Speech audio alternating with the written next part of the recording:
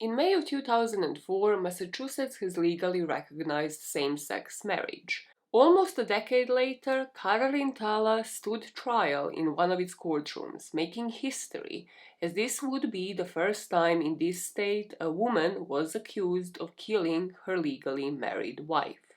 Two hung juries and one overturned verdict later, she is to face the justice system all over again, for the fourth time later this year. This is the story of the murder of Annamarie Cochrane Rintala. For the mic check section of this video, I have to tell you something that is just constantly on my mind. Every single time I read up on a couple where one spouse kills the other in order not to go through with divorce proceedings, or I research a case where it's alleged that that is the situation, what bothers me so much is the logic. The logic behind me is what I cannot understand. Like, there is a universe, okay, where that person can be dead to you and alive somewhere else. Think about it.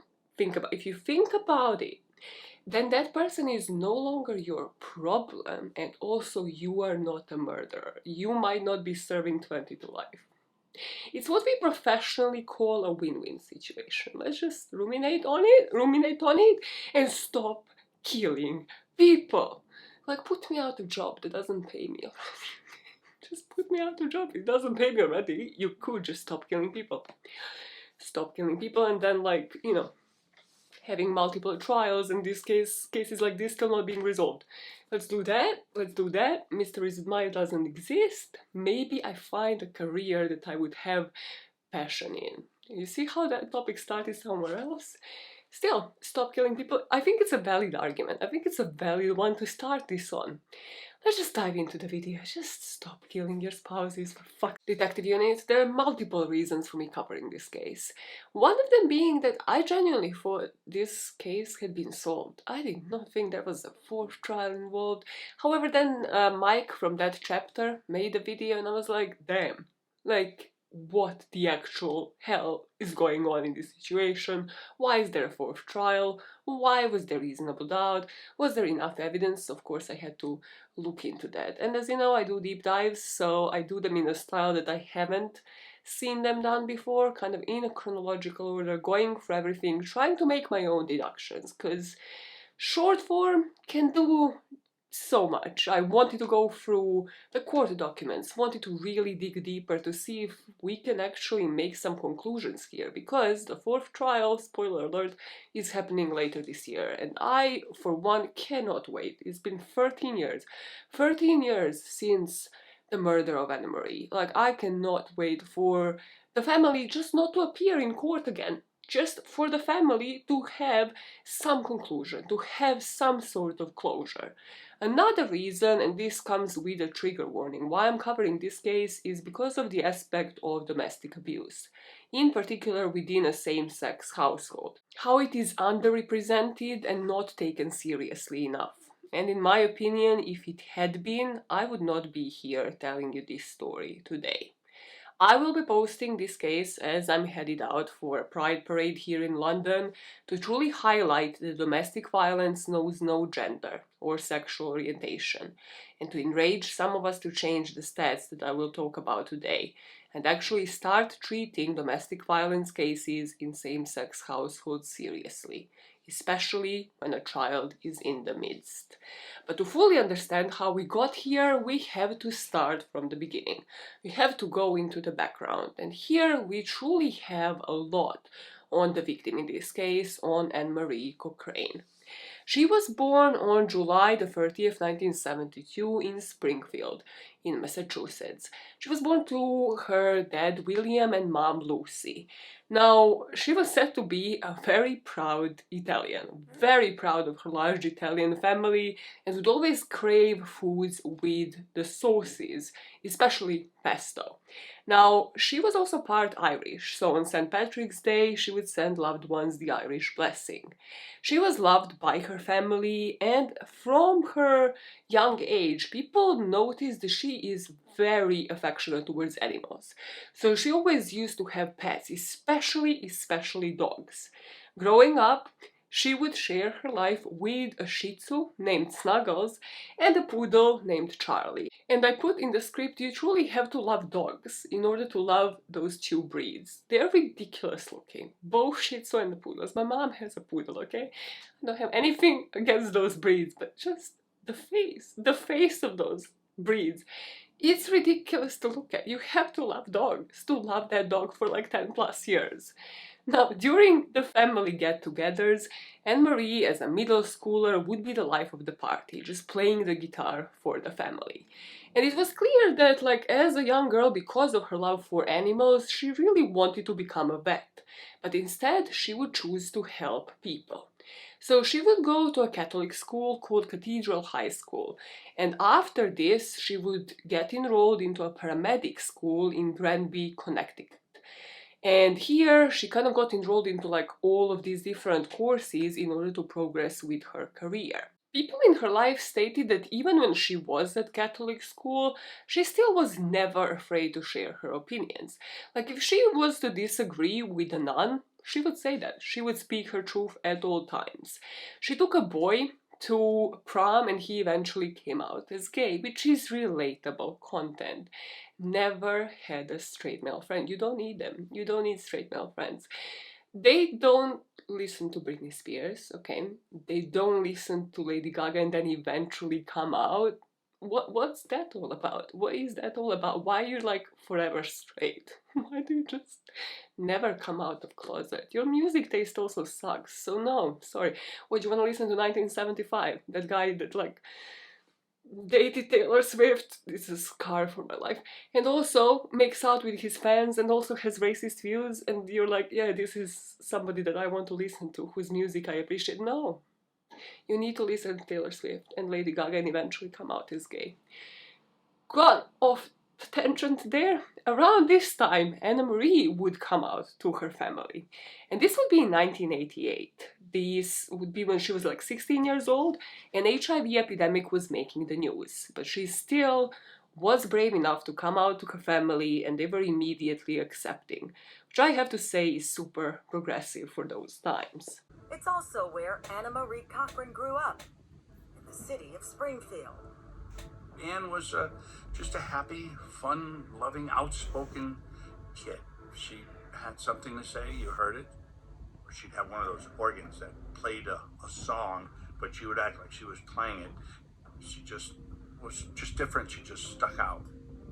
She could have also stuck out when she came out as gay, but that simply didn't matter to her loving family. I'm a 60s guy. It doesn't matter to me. Whatever you are, it doesn't faze me in the least. But I'd always seen it, you know, and when her mom had called me and that Anna came out and told her, I was like, well, you figured it out. Good for you. You know, it's about time. As she grew up into a charismatic woman, Annamarie's larger-than-life personality was only matched by her big heart. She always wanted to be in some sort of medical field, and as she got older, of course, she became an EMT personality. What kind of paramedic was she? Utterly devoted, compassionate. It was more than just a job to her. Annamarie would actually pull over the ambulance to take in homeless individuals that she saw on the curbside. During her free time, she had quite a few hobbies. She would go golfing, traveling, she supported Notre Dame football team.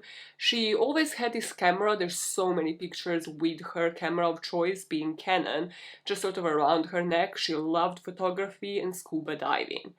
She had this strong passion for being in the spotlight and would always go for an extra mile to just make people laugh. Her motto in life was live, laugh, love. And weddings were in particular a stage for her, where she was famously known to just take over a microphone and sing Mambo Italiano. She would keep her car clean at all times, and you might wonder, like, what is that piece of information, Maya?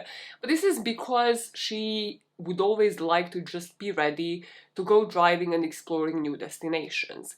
During the winter and the fall months, she would usually go on trips to warmer destinations, which is a dream of mine. Immediately, as soon as it becomes cold, I fuck off from this country. Cool. Proud to be British and all that. Often, Annamarie would visit her aunt Nancy, who was based in Florida, or she would book cruises for herself and the family.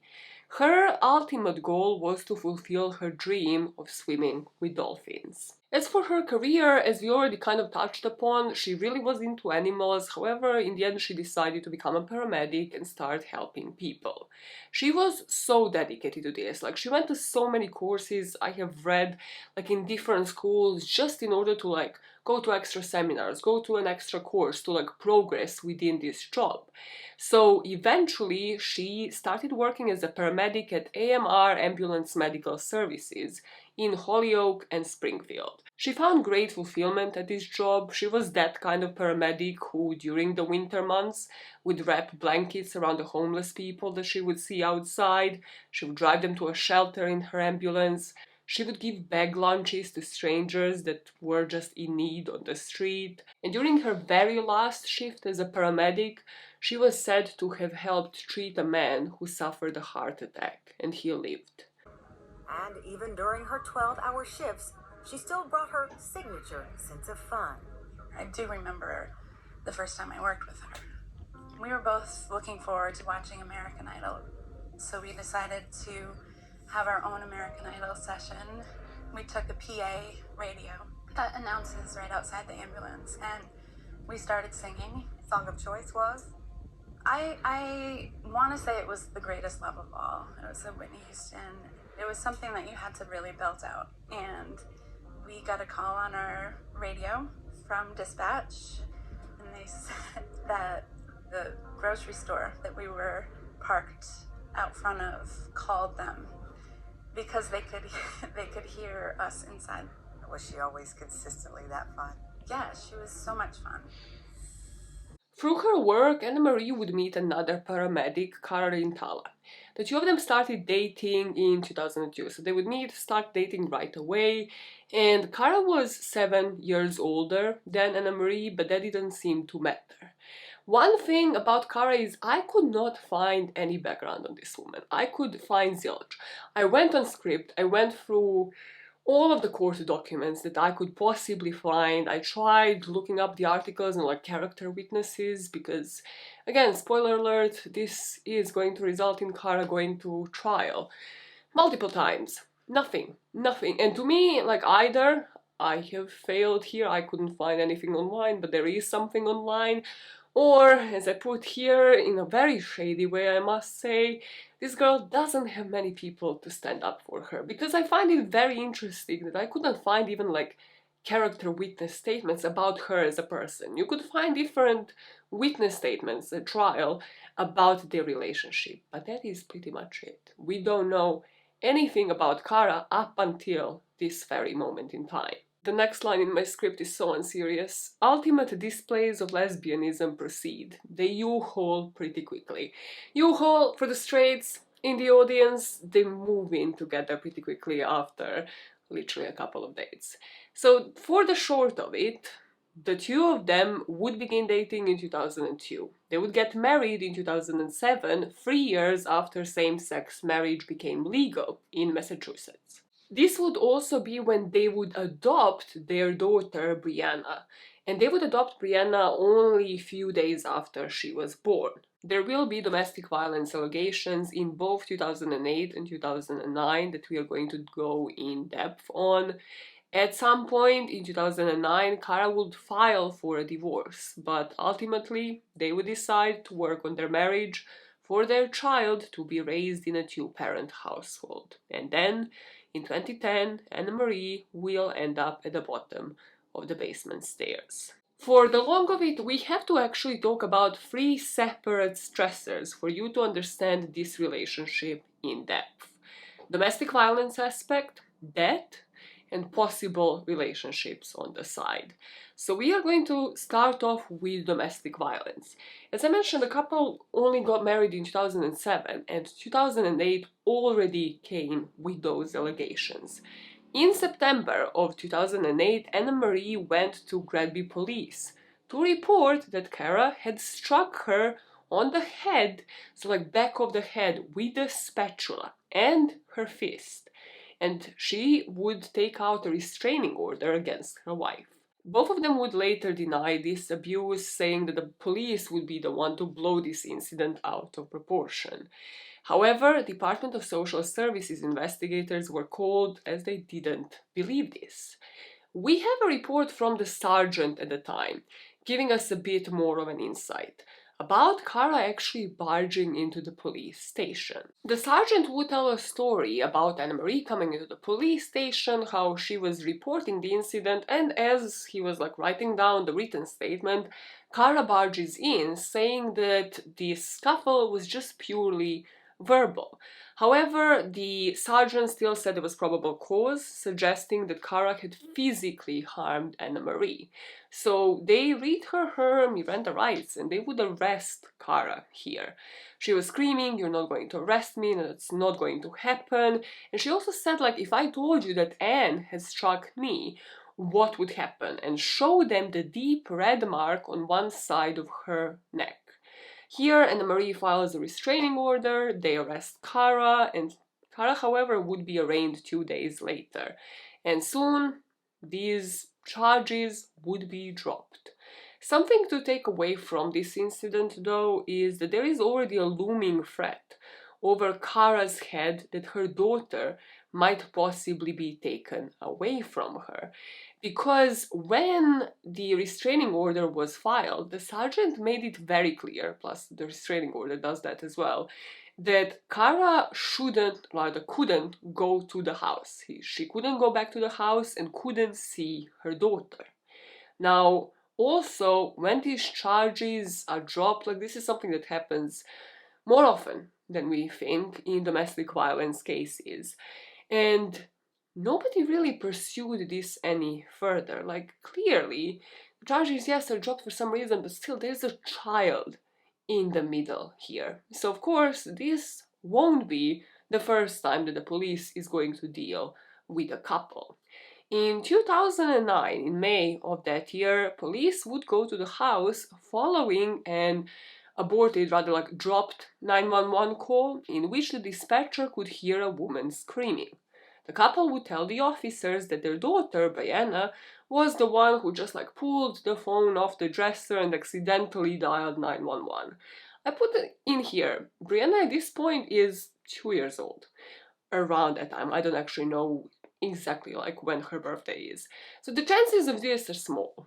That a toddler is just dialing 911 for whatever reason and then recording some screams in the background from the sounds of it. The long of this story is a bit more complex. So here, Cara is going to file for a divorce in May of 2009, but she will not serve Anne the papers. And on the same day, the dispatcher would receive a 911 call from the Rintala residence that was abruptly disconnected. The dispatcher calls back and somebody who identifies themselves as Mrs. Rintala just states they're not needed because there was a child that was playing with a phone. And during this conversation, the dispatcher could hear another person in the background saying, "Just leave, just leave." Now, 2 weeks after this, Anna would file for divorce on her end and she would serve Cara the papers. And on the same day, there was another dispatcher that received a 911 call placed by Cara. Cara was just upset and crying throughout the whole call. Because of how distressed she was, they did send people to the Rintala residence, and the officers didn't see any sign of physical combat during this time, but they would tell both of the women to seek a restraining order against each other. On the day that Annamarie had Cara served with divorce paperwork, Cara called 911. It is 4.5 minutes in which she says how upset she is about 15 times trying to upset. I'm so upset because I feel like I'm walking on eggshells with you. I'm upset. I'm upset. The police advise them that they can go to the district court if they feel the need for restraining orders. And they ultimately did file and obtain restraining orders against each other, just prohibiting any abuse against each other. This kind of gives us an insight of Cara's state of mind at this point in time, but also police advising them to take restraining order, but then leaving a child, a toddler, a 2-year-old in this household where clearly something is going on. Clearly it's not a healthy environment for the child to be in. Dateline episode that I watched on this case makes me believe that Annamarie serves Cara back the divorce papers, and that escalates the situation, and that leads to Cara dialing 911. But like, when you know all of these details, it just makes it so wild, because in court they will use this history of domestic violence, but still nobody will take accountability for the authorities not doing anything, like doing nothing to save this child out of this toxic situation that they are living in. The representative for National Coalition of Anti-Violence Programs would say, "We likely think it is domestic violence related based on what the district attorney's office is saying, based on the fact that there is previous history of domestic violence in the relationship." 2 weeks after this, after the police was in their home advising them to get restraining orders, they're in front of a judge trying to do just that, get the restraining orders, and both of them wanted the custody of the then 2-year-old Brianna. I'll read some of this transcript, okay? And then you can put in the comments what you think about it. The judge would say, "We can have criminal charges going back and forth between both of you, but the only one that's really going to affect in the long run is your daughter. Because eventually, with what's going on here, the Department of Children and Families is going to be involved. And neither one of you will have to worry about custody because DCF will come in and put the child in a home that is a little more stable." Now, Cara interrupts the judge and says, "I fear that we can't both be there." Basically implying like Annamarie's parents live outside of town, so like she is the one that should be in charge of Brianna. And she says, "Anne, please." Annamarie responds to that saying that this is my home. So the judge is kind of just like looking at this situation like the two of them bickering in the court of law, saying, "I'm not going to play games with this. The two of you can either deal with this as adults and deal with it in probate court as your marriage dissolves, or if you want, I'll call DCF, the Department of Children and Families, right now, and indicate to them that neither one of you is stable enough to deal with that child." And then the judge gives them an ultimatum. "You're either going to exist in that house until you get this straightened out, or you're going to look at criminal charges, one or both of you. If I see you back in this court, I'll be on the phone with DCF so fast, they'll be here before you get out the door." All right, so let's back up a bit. You have a history of domestic violence with Anna, right? We argue, and it would get physical, absolutely. And I'm no angel, but I can honestly say it was definitely back and forth. So we have a judge telling them if they appear before the court again, he will take their daughter away from them, offering a possible motive to one or the other, right? To harm each other, because there's this looming threat that they might lose the custody of their daughter. And here, considering that Annamarie is going to be the one found dead at the bottom of the stairs, if we are saying that Cara is behind it, she had to make a decision. After another argument, will Annamarie call the police again with her daughter then possibly being taken away from her? Another thing to digest, and I'm going to try to not be super harsh on the judge, not to blame him here, but he had the power to do something. So did the police. So did all of these police officers that would go to the Rintala residence. And you have to wonder, had Brianna been handed over to Annamarie or to anyone's parents, really? Not even like, extremes like foster care or like put up for adoption. No, just to someone's parent, like a more stable childhood. Like, I don't know, the aunt in Florida, somebody else, until the divorce papers are sorted, until the two of them move on with their lives and like have a stable household to like for one of them to accept then the custody of the child and the other one to see her on the weekends. Would we be here? Would I be here telling you the story? Would Annamarie still be alive? And my question here is, why was more not done?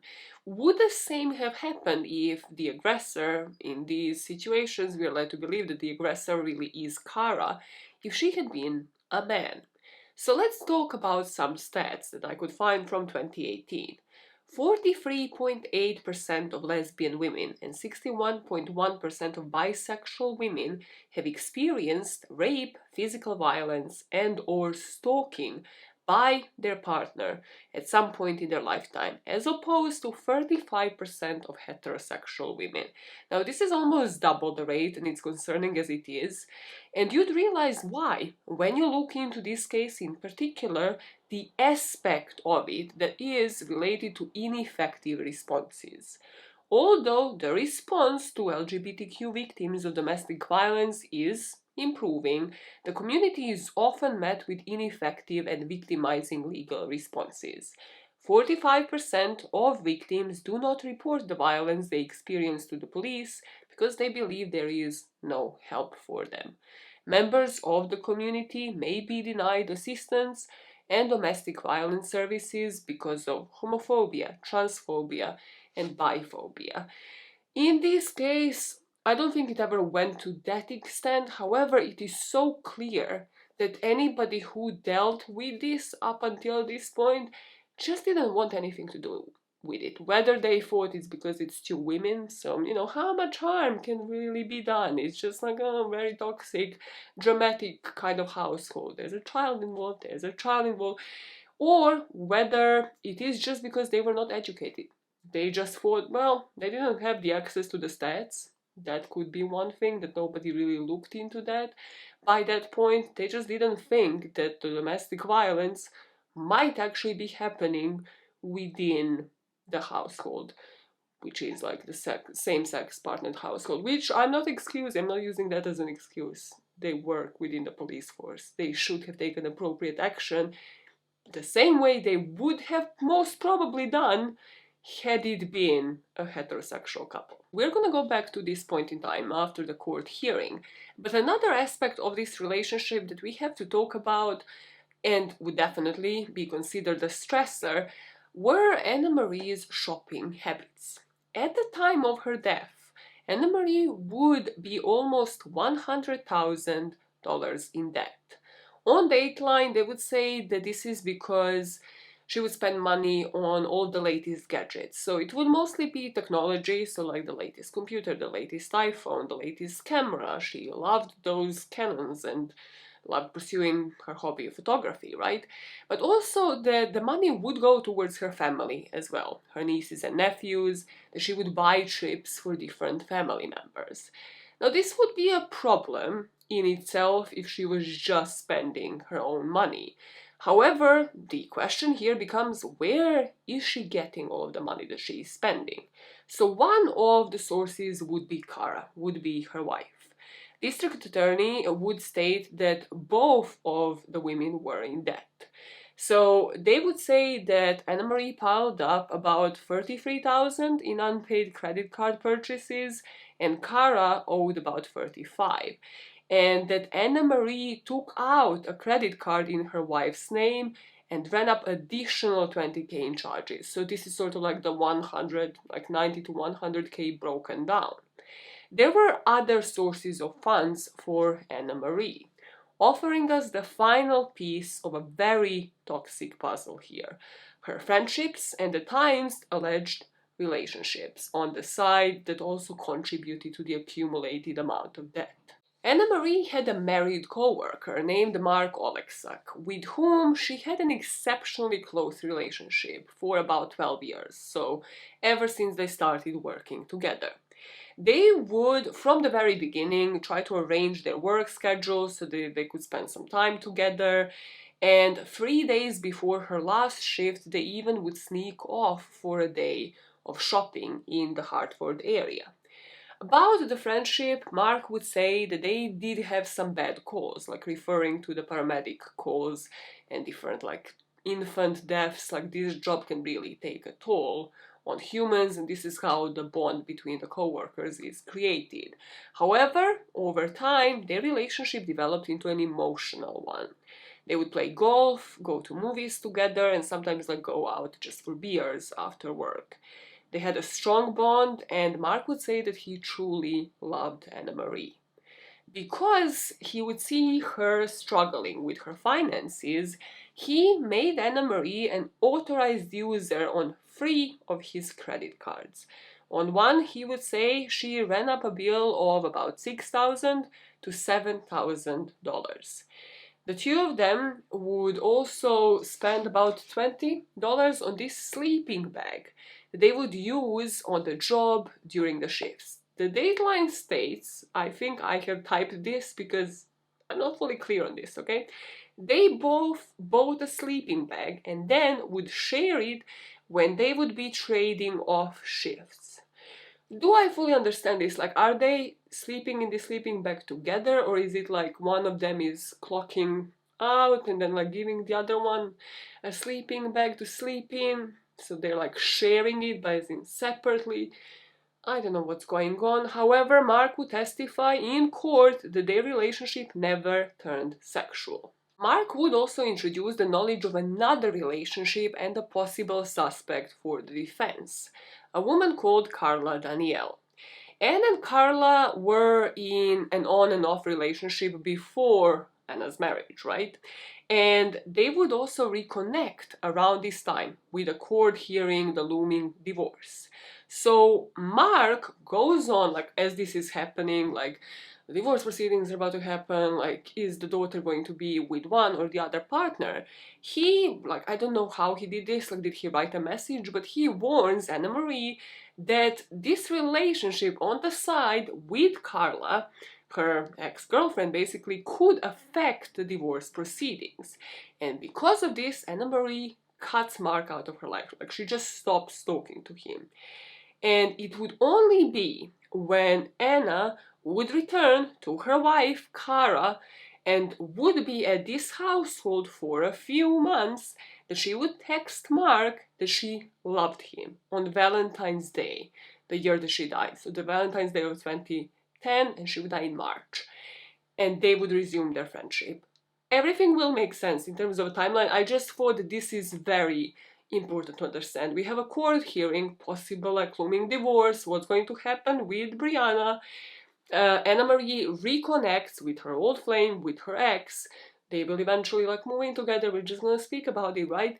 Mark is possibly jealous of this, but also warns Annamarie, logistically, this might not go into your favor, this relationship that you are having on the side. That bond is over. However, Annamarie eventually returns to Cara, and suddenly Mark and her are also back to being friends. Mark would also be one of the last people to chat with Annamarie. During her last shift, she was making plans with him to go into their house, like Rintala household, just a few nights after when Cara was to be doing the overnight shift. And we are barely scratching the surface here, right?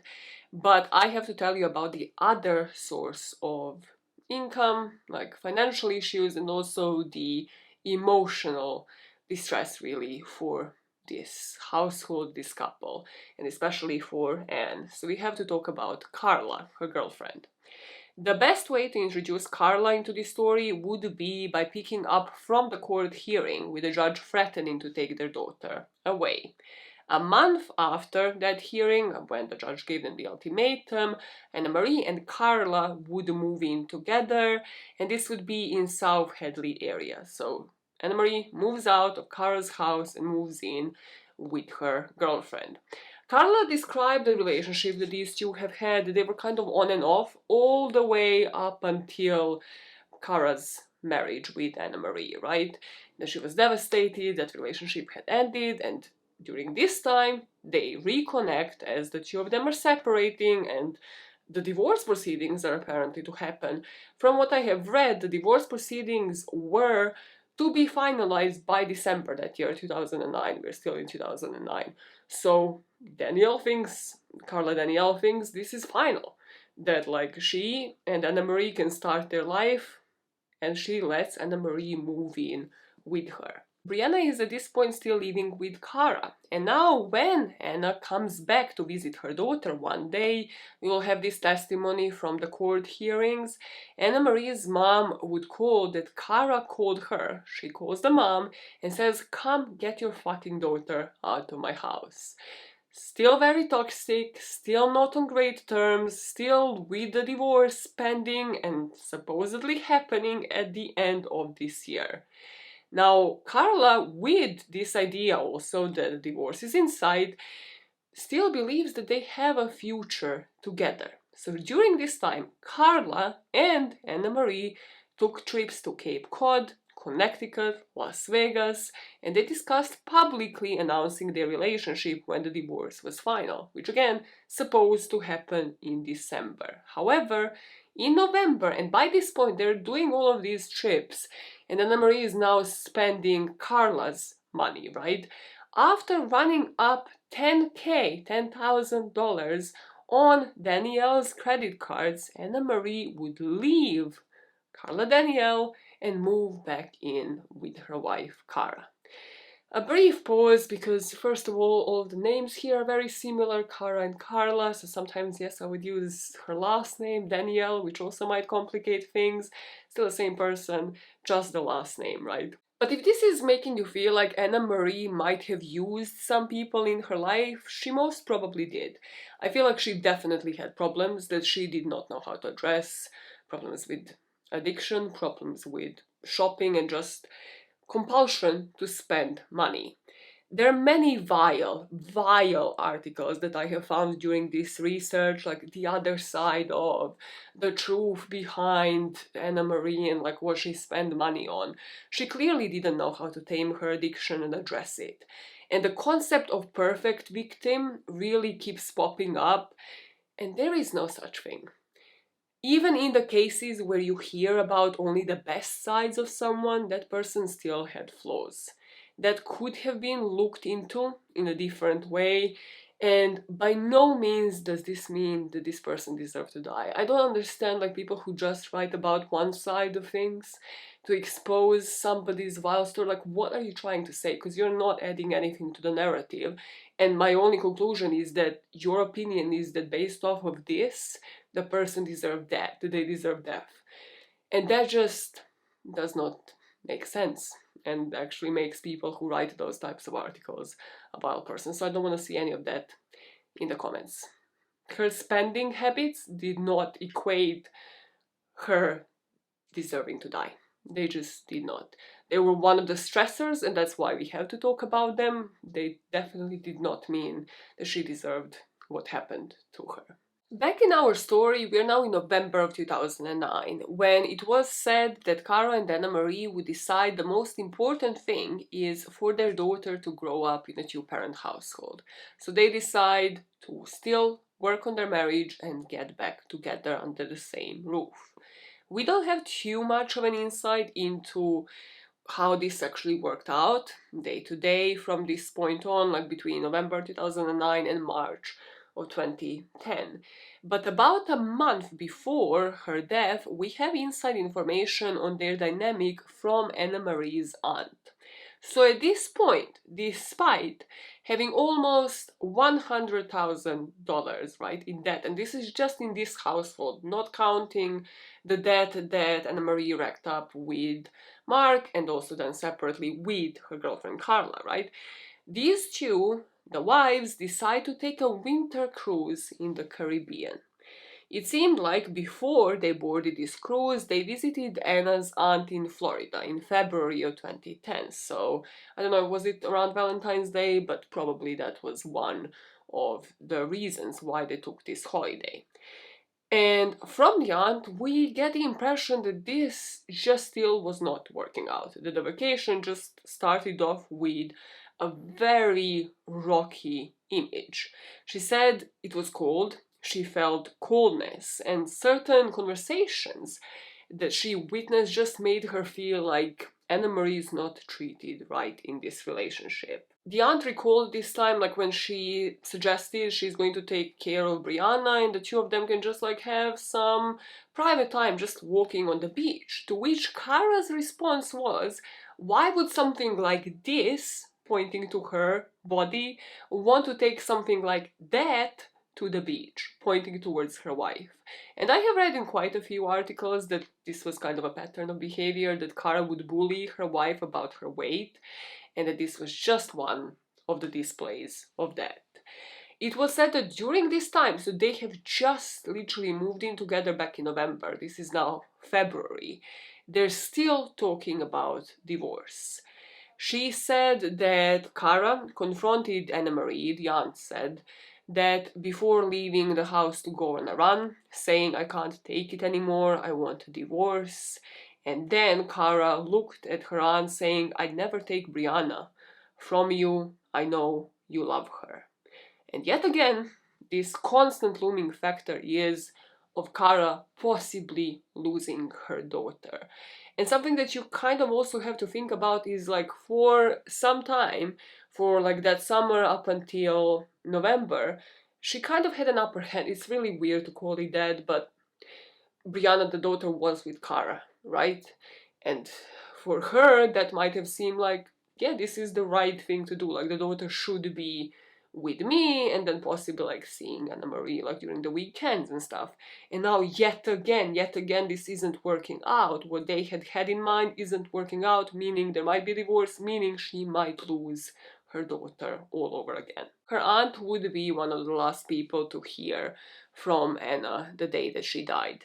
Annamarie sent her aunt a text in the morning commenting on the weather and saying like, oh, really nice for Easter, UPS has a delivery for you today, so she probably sent her some sort of present. And there would be a call later in the day, so Nancy would be the last person that she called at 12:21 p.m.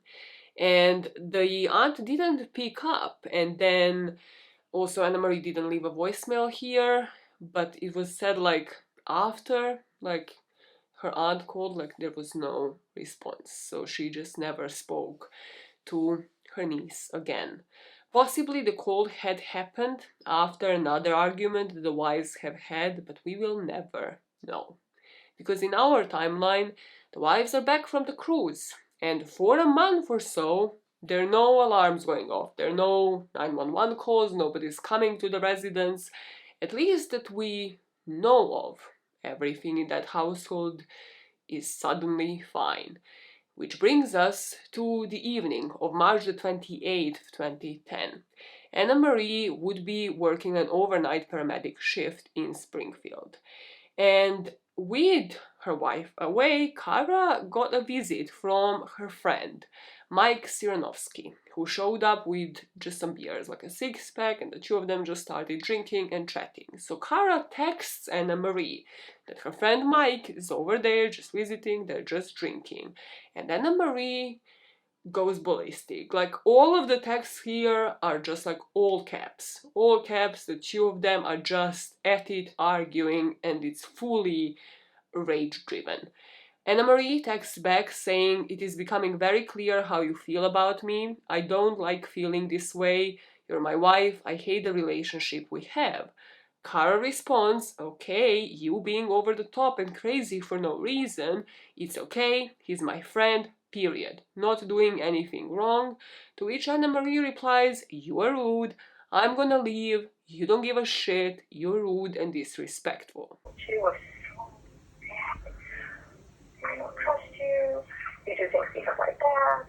I'm like, but it's fine. I feel like I was listening. You're like talking about our past stuff that we have agreed to, be together, move on, and put our terrible bad past behind us. A note on Mike. I couldn't find that he was ever looked into or questioned, or any confirmation that something might have actually been going on here, like between him and Cara. According to everything online, Annamarie was the only one that had, well, not an affair, because from what I have seen, her and Carla haven't been like seeing each other while the two of them were together, but like a girlfriend that she got back with while the two of them were separated. And I am not saying that Mike shouldn't have been looked into. Like, I wish I knew more answers. I wish I knew at least that he had been looked into and eliminated. Just give me that. Just give me that.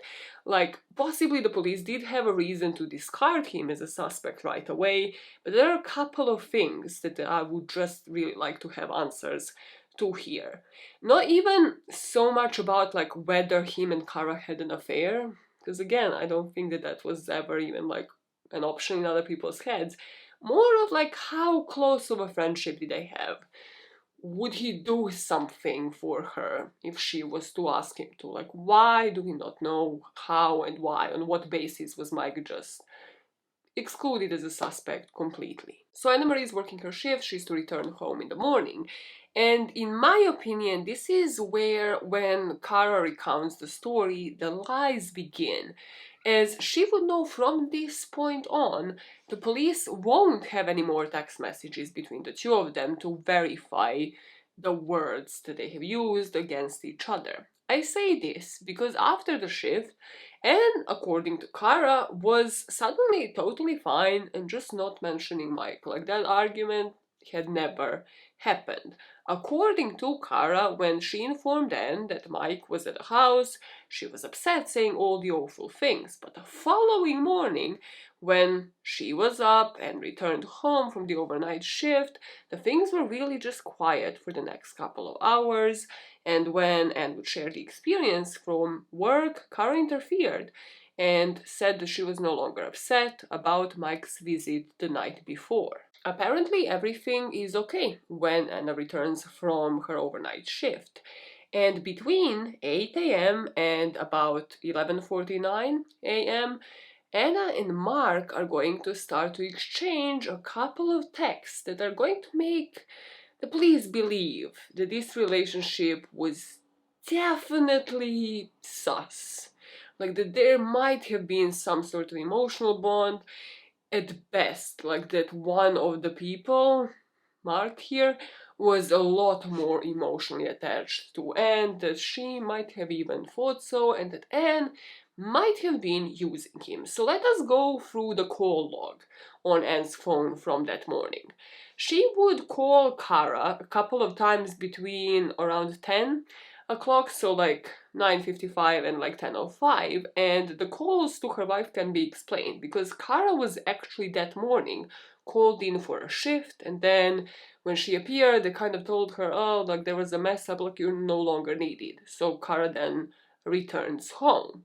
She would call her aunt Nancy, she would also message her aunt, as we know, and this is when the calls and texts between her and Mark begin. Anna would ask Mark if he could stand in line for articles cannot agree online. In the court documents, I think I have seen iPad. So I just say it's an iPad, it's some tech product, like whether it's a phone or a computer, let's just say it's an iPad, right?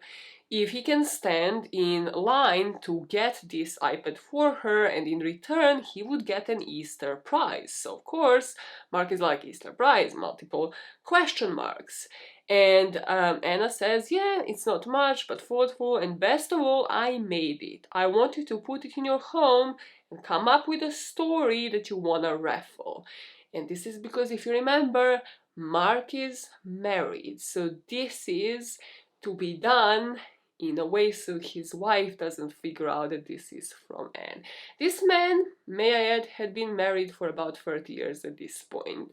Trust no man. This is the moral of this story. One of the many, trust no man, ever. Just imagine, like, you have something in your house which is nice, and it's like, oh yeah, this is, I won it in a raffle. No, you didn't, bitch.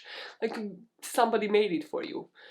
Ugh, that you're emotionally invested in. Ick. The ick that men give me constantly. The Dateline detective says, referring to this, like, queuing at Best Buy to get, like, an iPad, he wouldn't even do this for his brother, which is so relatable. He is so real for this, because I have a brother, right? I would give that bitch my kidney, I would give him blood. I don't think I'd give him liver, like, I can't live. So you wouldn't die for your brother, right? I would never queue for that bitch, okay? Queuing? I have a British passport, I was not born here. May I repeat this forever into the universe? You guys have a problem. Like, is it in your DNA? Why do you like to queue so much? What the fuck is your problem? I have been here for 14 years. When I see a queue, that is not a shop that I'm in. That is not where I shop. I go to another place.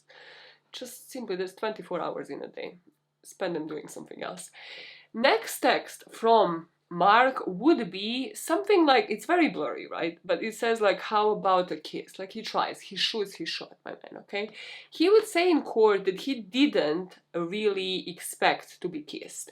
Instead, he just thought like, oh, it's a flirty way, just for her to compel him to go and stand in a queue for that iPad. He said that he would have probably queued for her even if he was to get absolutely nothing. These texts back and forth go on throughout the morning until Mark would send an unread and unanswered text at 1:53 p.m. telling Anne that his sister was ill.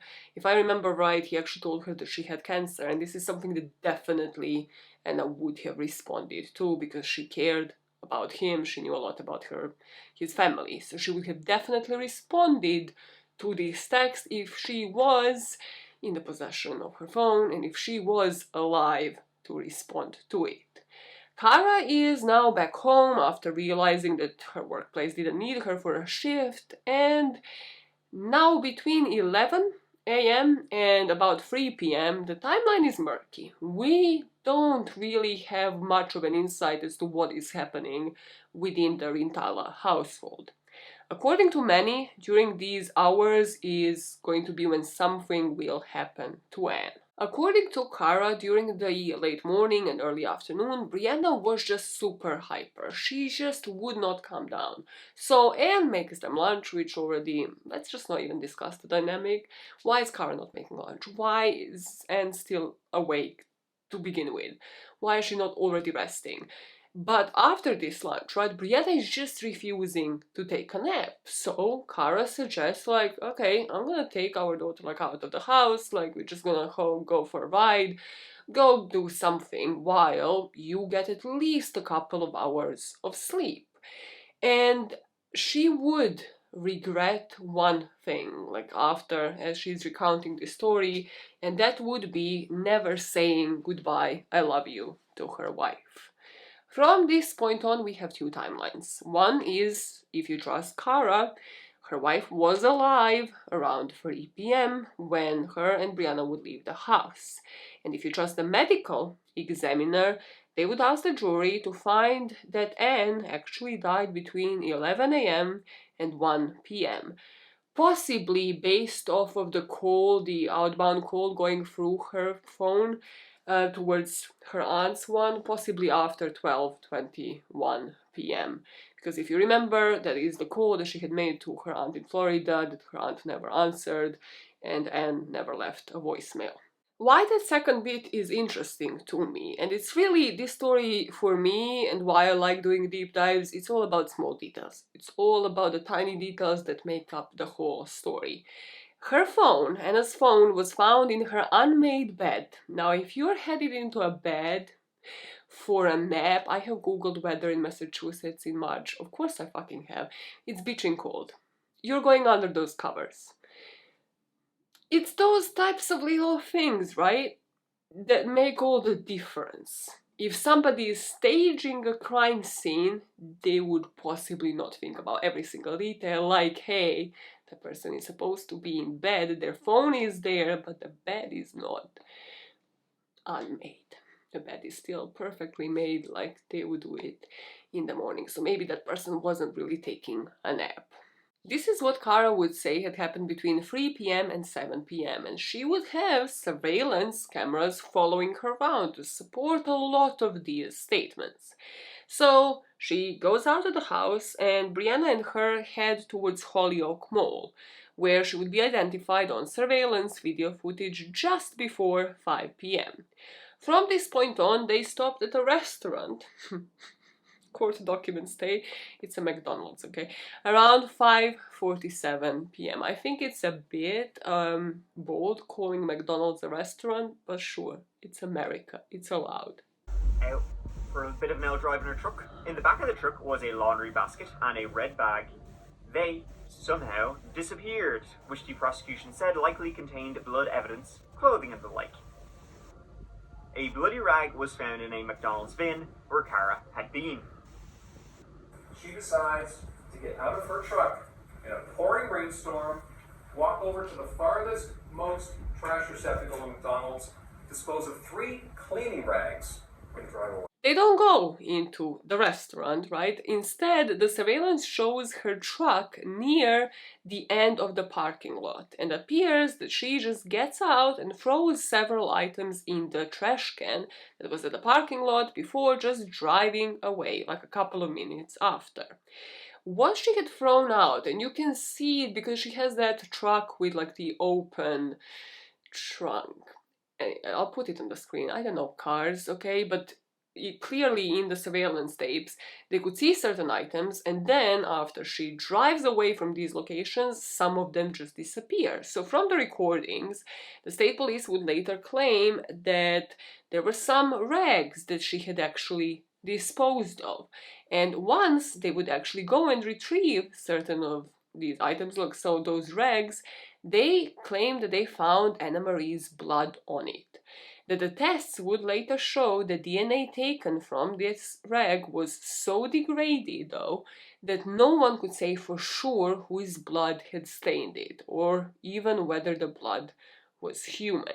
They looked along the banks of the Connecticut River, anywhere that it could have been disposed of, never turned up.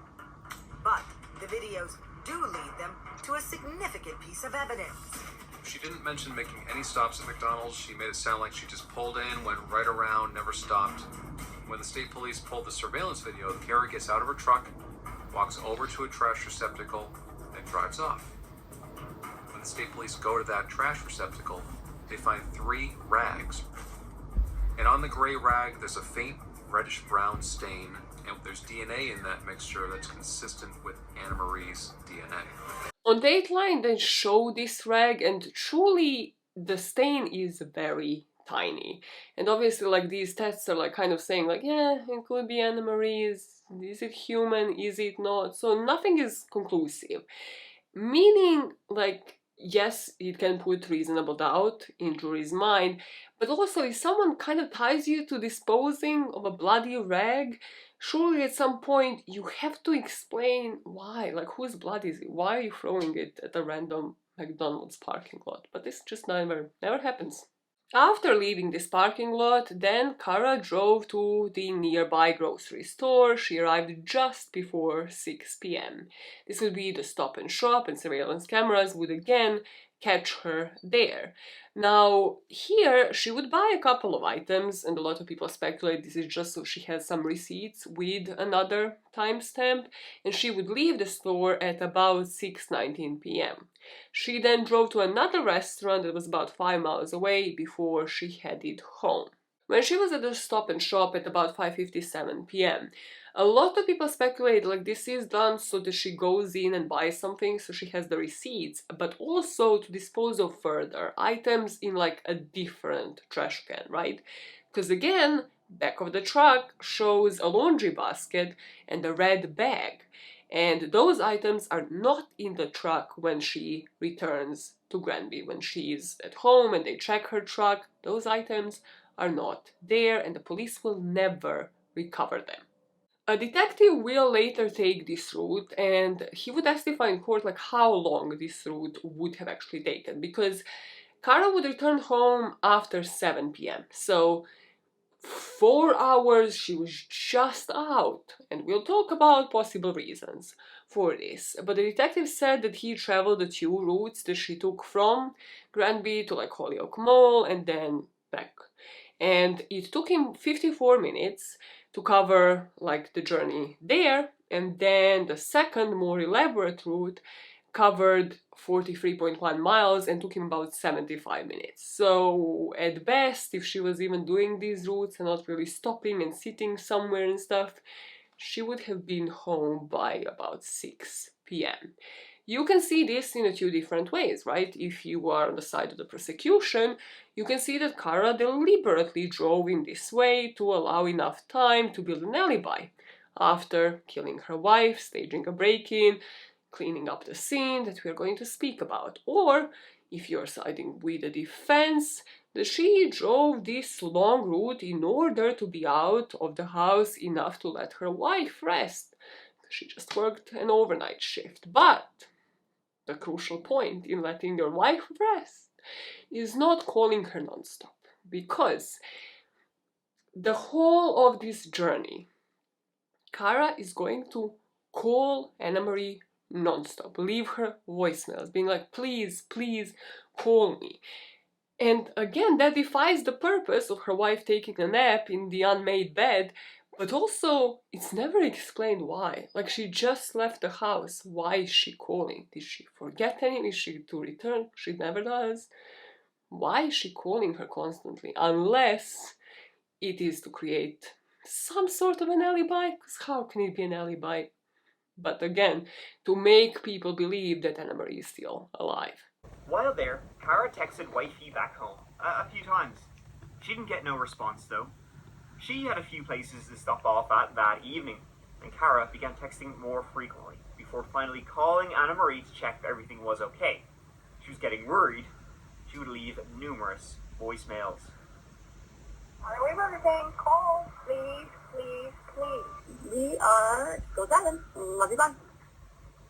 Cara would return home around 7 p.m. and I had just taken a break because this next part I find probably the most upsetting in this whole story. One of the more upsetting parts. So let us just rage together, because I have checked multiple sources in order to confirm that this isn't true. However, according to Dateline and according to the defense brief, they return home, right? Cara is just in the bedroom looking for Anne because she thinks that she's taking a nap. Meanwhile, Brianna is going to notice that the door to the basement is ajar. She's going to poke her head in there, and then she's going to say, "Mommy was in the basement," upon seeing Annamarie's feet at the bottom of the stairs.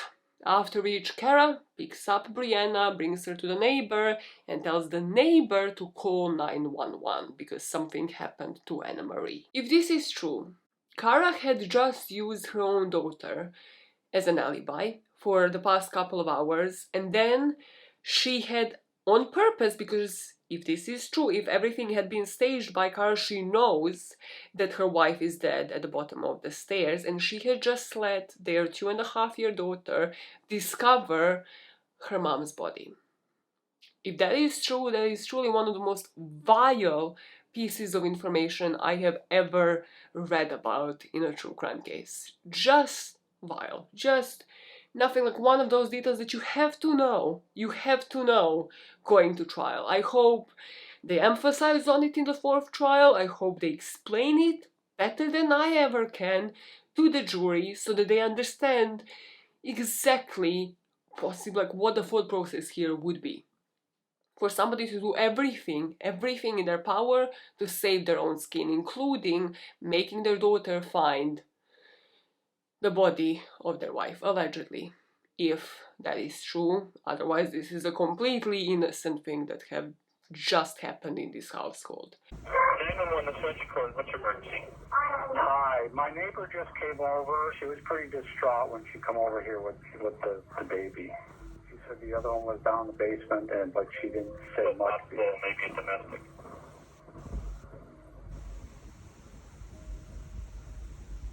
She was dead on the floor, covered in paint. Now, talking about the scene of the crime, right? Cara returns to the house now with the neighbors calling 911, and she would find Annamarie down the stairs with her face down. So she goes into the basement and the police will find her kind of cradling Annamarie's body and just crying and sobbing and being obviously overwhelmed with the whole situation. Cara would sit on the floor next to Annamarie, and then she would roll her body, which had been face down, into a face-up position on her lap. She would say that the body was already covered in paint. Because yes, when the police would come into this basement, that is one of the first things that they would notice. As if Annamarie went into the basement, possibly had tripped, and on her way she came across this can of paint that had just been spilled all over her. Then, according to articles, and again this I couldn't find in the court documents, so take it with a grain of salt, Cara would say to the police, "I understand, I am the #1 suspect." We have the officer describing the paint as wet and shiny, meaning that no coagulation had already happened, so they were just leaving footprints as they moved around, and this to them kind of indicated that the paint had been poured recently or spilled recently, that it was still very much wet, and that it had been poured while the body was stiff, because that is another thing they're going to notice when checking for pulse for Annamarie, and that is that her body was already in rigor mortis. So you didn't have to check her pulse or anything? Well, I did, but there was obviously no chance of it. Where was the paint? All over the place. It was everywhere, and that was the confusing part. The paint is like nothing the paramedics and police had seen before. The paint, when the first responders got there, looked fresh and wet, liquidy, as if it had just recently been poured.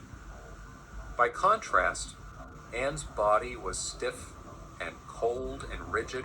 Cara's now covered in paint, covered in apparent blood, and they lead her upstairs into the kitchen. Something that the officers would not be able to agree upon, and you can see this even in the court documents, is the color of the paint. And you see, this paint was supposed to be pink when wet and then white when dry. And in the pictures even, you see it kind of like white, but like with some pink strains, as if like it didn't completely dry. But then the question also becomes, when were these pictures taken? We're gonna talk about the paint a lot later on, because paint here seems to be everything that a lot of people are talking about. So I wanted to actually give you the breakdown on everything else that you should also be focusing on alongside the paint, and then we'll go back to whether the paint was white or pink, how dry it was, etc, etc. So the paramedics here speak to Cara, and she's taken in a room to like change out of her clothes and then be taken in for an interrogation. And for the police officers, a couple of things stand out. One thing, because I don't actually now know that I have written it anywhere, I don't think they have noticed defensive wounds on either of the wives, and it will become apparent why in a split second, but I don't think that like when they were, you know, assessing Cara's body that they noticed any like scratches or anything like that, anything alarming here, right? So on the scene of the crime, what stands out to the police is, well, the fact that rigor mortis had already set in, meaning that Annamarie must have been dead for a few hours. Then some paint was dry, whereas some was not. And then there were droplets of blood in different places, like under the laundry basket, where it just had no business of being. Why is blood under a laundry basket? We have to talk about the laundry baskets for a hot second, said nobody ever in their life. This is a footnote in court documents, the amount of laundry baskets that this household had. But I find it to be important, okay? So the footnote says there might have been 4. We know of at least 3 that are relevant, right? So one is in the basement, under which there's Anna's blood, and like, why is the blood underneath it unless something had been moved, rearranged, staged? The basement laundry basket, right? There was blood underneath it, but also it seemed like when they flashed out the luminol, right? There was cleaned up blood showing up around that basement, indicating to the police somebody had been cleaning up blood for hours. And you know, dead people usually don't like wake up or like just clean up their blood just because they're OCD before they die. Like they don't have their ghosts clean up their blood. Somebody staged this. Somebody tried to clean up and maybe possibly then dispose of the evidence. The entrance had left more clues just under the surface. When I took a pencil and lifted up the side of the laundry basket, that blood spatter pattern stain goes underneath the laundry basket. Crystal violet chemical was applied throughout the house to see where there was any blood evidence that they may not be able to see with the naked eye. So when they started spraying that around the crime scene, in the basement especially, you could see that somebody spent hours in there cleaning up. Hours. You could see the swipe marks where somebody's cleaning up blood. On the stairs, on the shelving, on the concrete floor. As for the laundry basket that was in Anna's truck, there was DNA profile that matched to Cara. And now, like, the question there is, was it used to transport items, or like, can Cara's blood be explained as it's just small amount and they live at the same house? This is the one that is probably, well, one of the two at least, that is one of the bigger mysteries, like the missing laundry basket and then the laundry basket they found in Anna's car. Then there's the third laundry basket that was never found, that maybe Cara had taken out in her truck to like dispose of something or to get rid of that laundry basket. However, what I find interesting is that Anne's blood was not found on the basket or anywhere in Cara's truck. And that is odd. That, to me, has not been explained well. Because if we are saying that she is disposing of something for hours and hours, but like Brianna is there, she doesn't have the time to then like, okay, dispose and like clean up. And even if she did, like luminol would show up, some blood, like traces of blood, traces of cleanup in the back of that truck, but that just doesn't happen. But if Anne's blood was in that truck, if the whole premise is she cleaned up the scene and then packed up certain items to dispose of in the truck, that doesn't make sense to me. I don't know what you think about that. If explained, this could actually possibly offer Cara a way out, offer another possibility, offer like a better story as to who could have actually done this. And so can this next bit. So when they examined Annamarie's body, they found 10 cat hairs on it. The forensic scientist who examined the hairs actually said that they were the only cat hairs that they had noted around. And taking this one step further, they had walked the jury in the court through Lockhart's principles. So like the central concept in forensic science, like if a person enters a crime scene, they're going to leave something behind that ties them to that crime scene. And here, you know, they didn't find like any fingerprints by anybody else, anything like that, but there were these 10 cat hairs. So holding a cat or putting it down, that would be the example of Lockhart's principle. And this forensic scientist confirmed, like, yep, that is correct. Why is this odd? Because at the time of Anna's death, they did not have a cat. This household did not have a cat. So the defense would go off to, like, put reasonable doubt, right? Well, the cat must have belonged to somebody else. Somebody else, like possibly Mark Oleksak. Mark didn't have a cat either, however. The last time he had a cat was in 2005. The cat was named Frosty and it had to be put down. It's a sad story. However, when they looked into Mark's alibi later, he did buy Kitty a litter that day. They would find a receipt for it. And he would say that he used kitty litter to absorb an oil spill from the furnace. I don't know if this is correct information, as in, like, is this what it can be used for?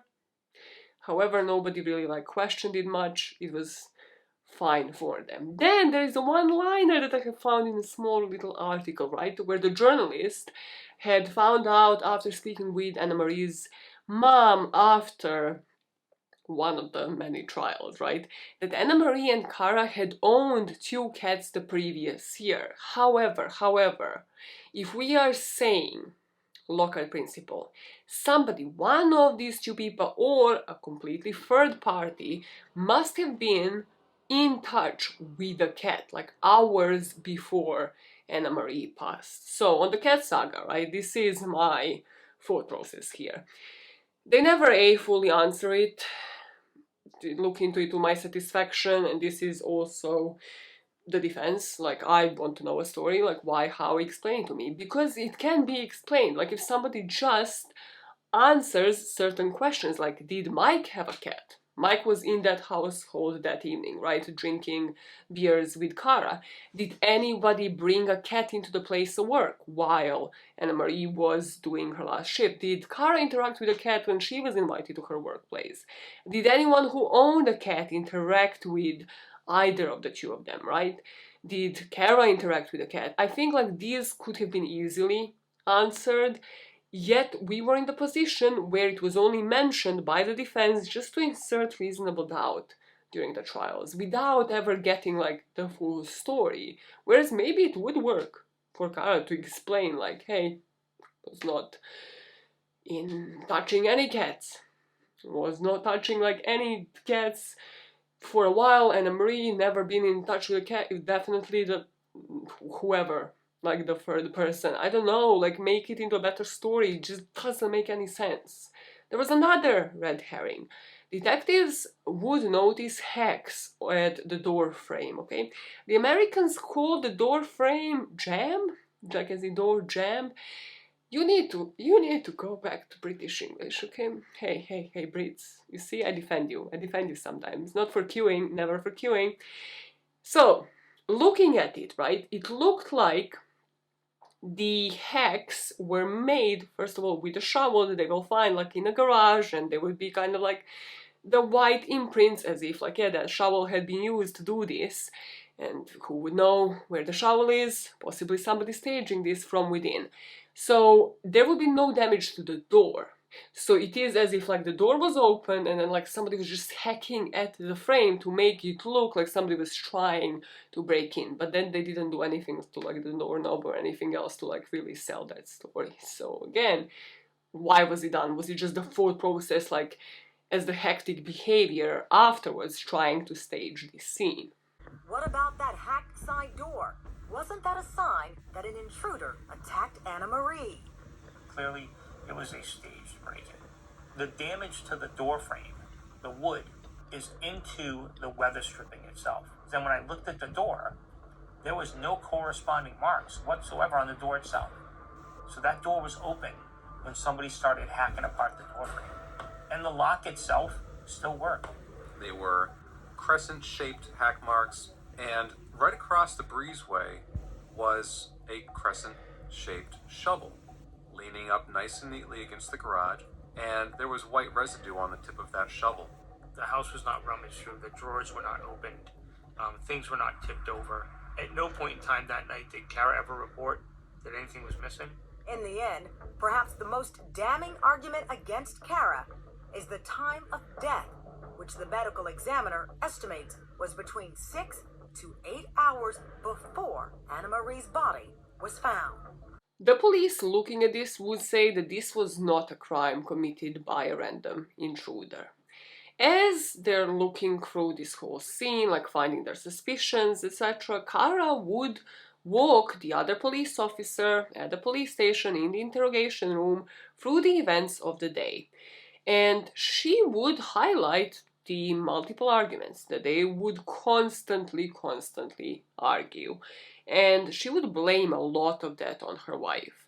And during this interview, I could only find like a little bit, but you can kind of see that she does blame a lot of it, like even the physical abuse, the bullying, like a lot of the arguments on Annamarie, and then she kind of backtracks and says like, I shouldn't be speaking like this about my now deceased wife. We were talking, she made me coffee. She's like, can you just go to the mall or whatever? That's all I can think of, you know?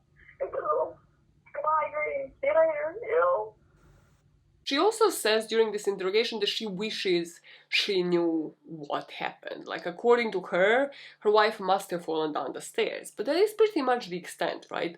Like, to give her credit, and I notice this is probably the first time I'm giving Cara credit throughout this whole video for anything, she doesn't go into like overly descriptive ways, the way that potentially guilty people usually do, of like offering all of these alternatives and like, hey, somebody might have hacked the door, hey, somebody must have had a cat, or like things like that, where she could have done that, like offer them all of these alternatives, like there was a break-in and we weren't safe and like all of that. She just keeps it to the bare minimum. Like, according to her, She might have fallen down the stairs, but she wishes that people found out. Like, she wishes that somebody had the answers for her and for everybody else. I don't know. I want to say, like, if I had to guess, I said she fell down the stairs. My guess. She tripped on the stupid shoes. We have our shoes all the way down there. The distraught wife can offer investigators no more that night. I wish I had answers. I wish I did. Those statements made me think, like, if she actually did it, potentially the push was accidental, right? Like, it was the heat of the argument, she pushes her down the stairs, and then realized what she had done, so she got alarmed, had to cover everything up, and then take Brianna out, all of that. But Dateline, like, still kind of, like, says, and I think, like, I agree with this, right? There was premeditation. Even if it's not hours and days, you know, like what we actually consider premeditation, even if it is just a couple of minutes, like this was already a toxic household, there was an argument, it could have been avoided, they were standing like near the basement, and then obviously there is like premeditation to a degree to what do you do in the aftermath, like why are you setting up the scene, why is your first thought process not calling 911, because as you will realize very, very soon, and I hate to be spoiling this story like this, possibly Annamarie could have lived. And that is the part that is not spoken enough about, but possibly she could have lived if instead of all of this staging, Cara picked up the phone. If allegedly again, she was the one to have anything to do with this. So after being asked again and again what had happened, Cara, yes, said like she thinks it might have been an accident. Then this police officer says, but her body was in the middle of the basement, not at the bottom of the stairs. And why was the paint spilled? Cara says, I don't know, I haven't had any support, I'm starting to feel like I'm having the finger pointed at me. At this point, this interrogation ends, and the next day she lawyers up. And from this point on, nobody at the police will question Cara any further.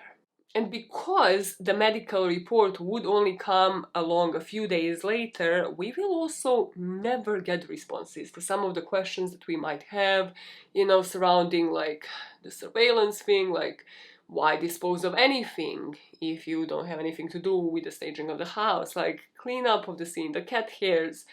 We will probably, because she is advised by the lawyer not to ever speak to anybody about this, to give press any interviews. We will never possibly know any of those answers.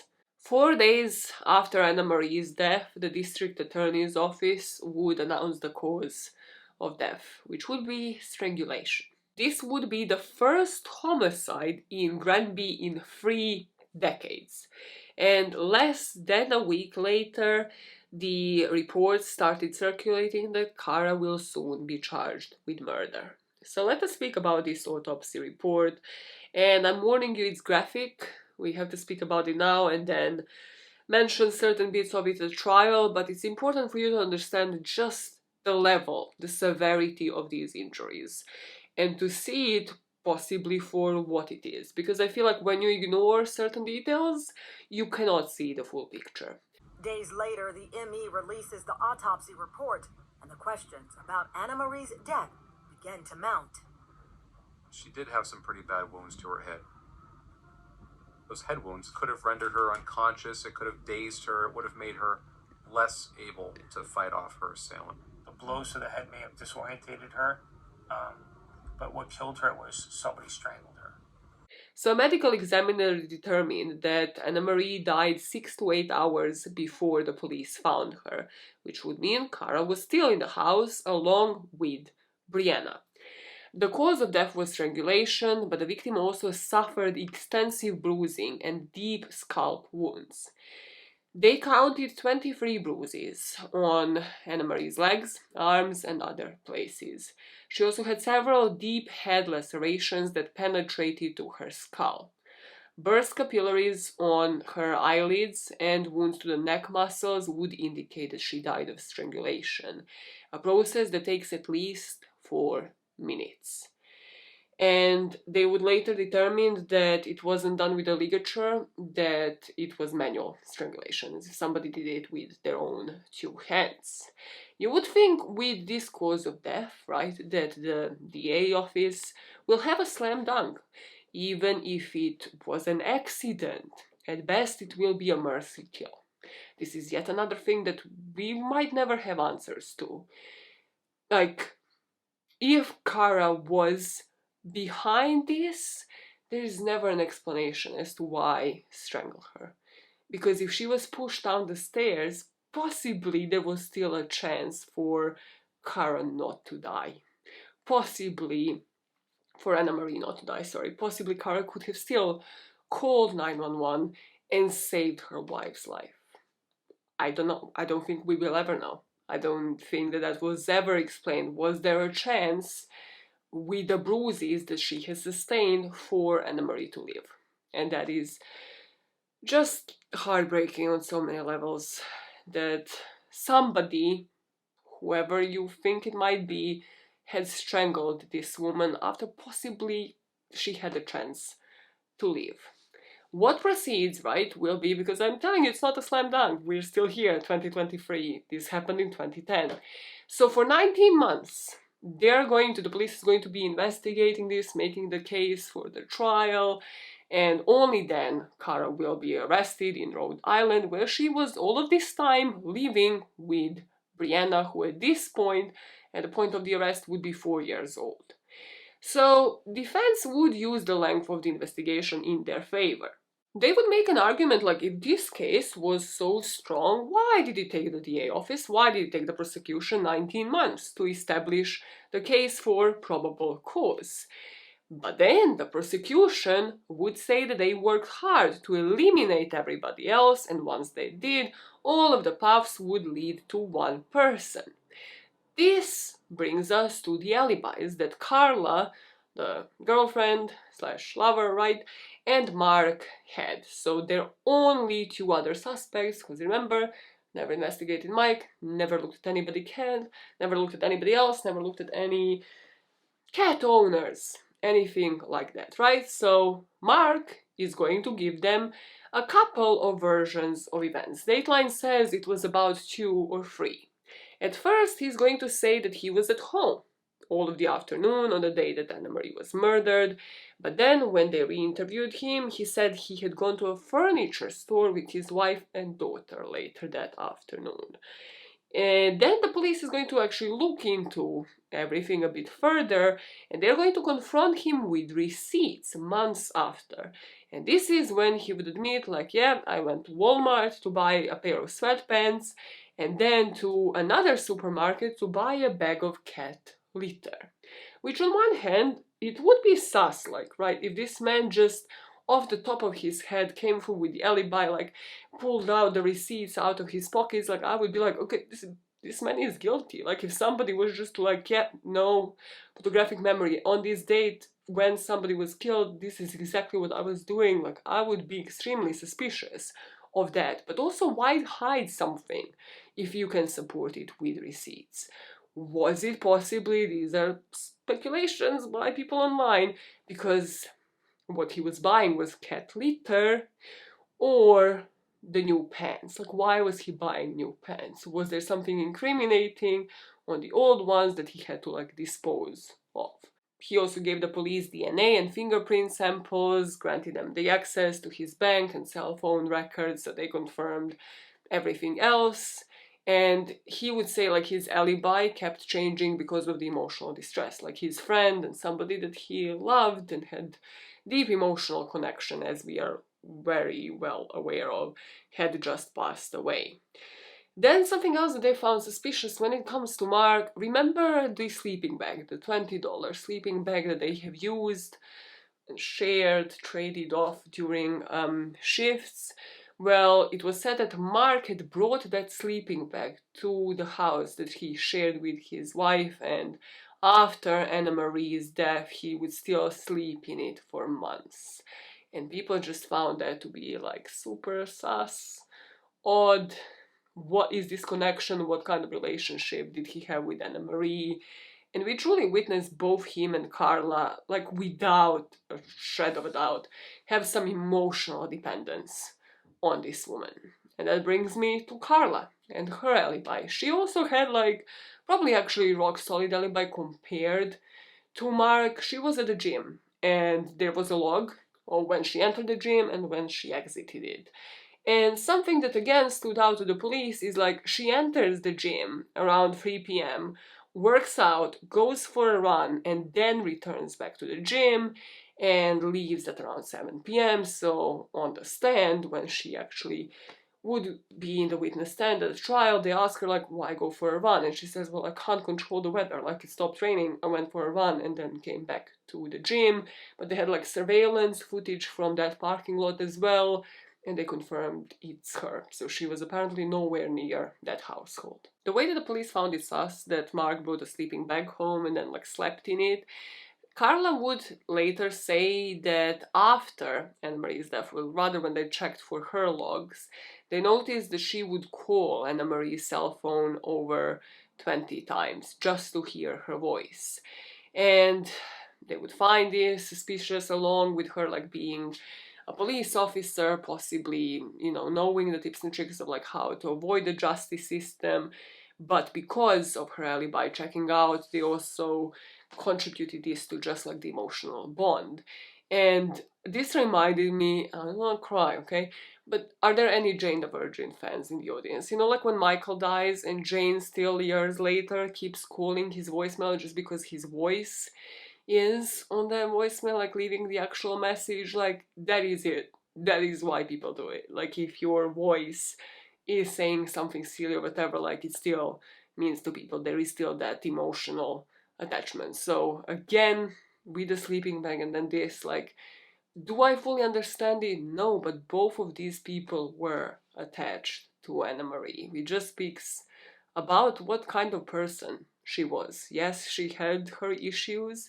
However, also, like, she was just an incredible human to make these deep connections with people surrounding her. Many people online would speculate that for 19 months nobody wanted to prosecute this case based on circumstantial evidence, and this being the first case of one wife killing the other in this state. And the same ineffective response, lack of urgency, was applied here, that we have seen throughout the case when the police would be called to the residence and when the couple would end up in the court. So let us go through the picture that I have painted so far, and my personal opinion, like in a way that I usually do in these cases, like in a sort of timeline of that day.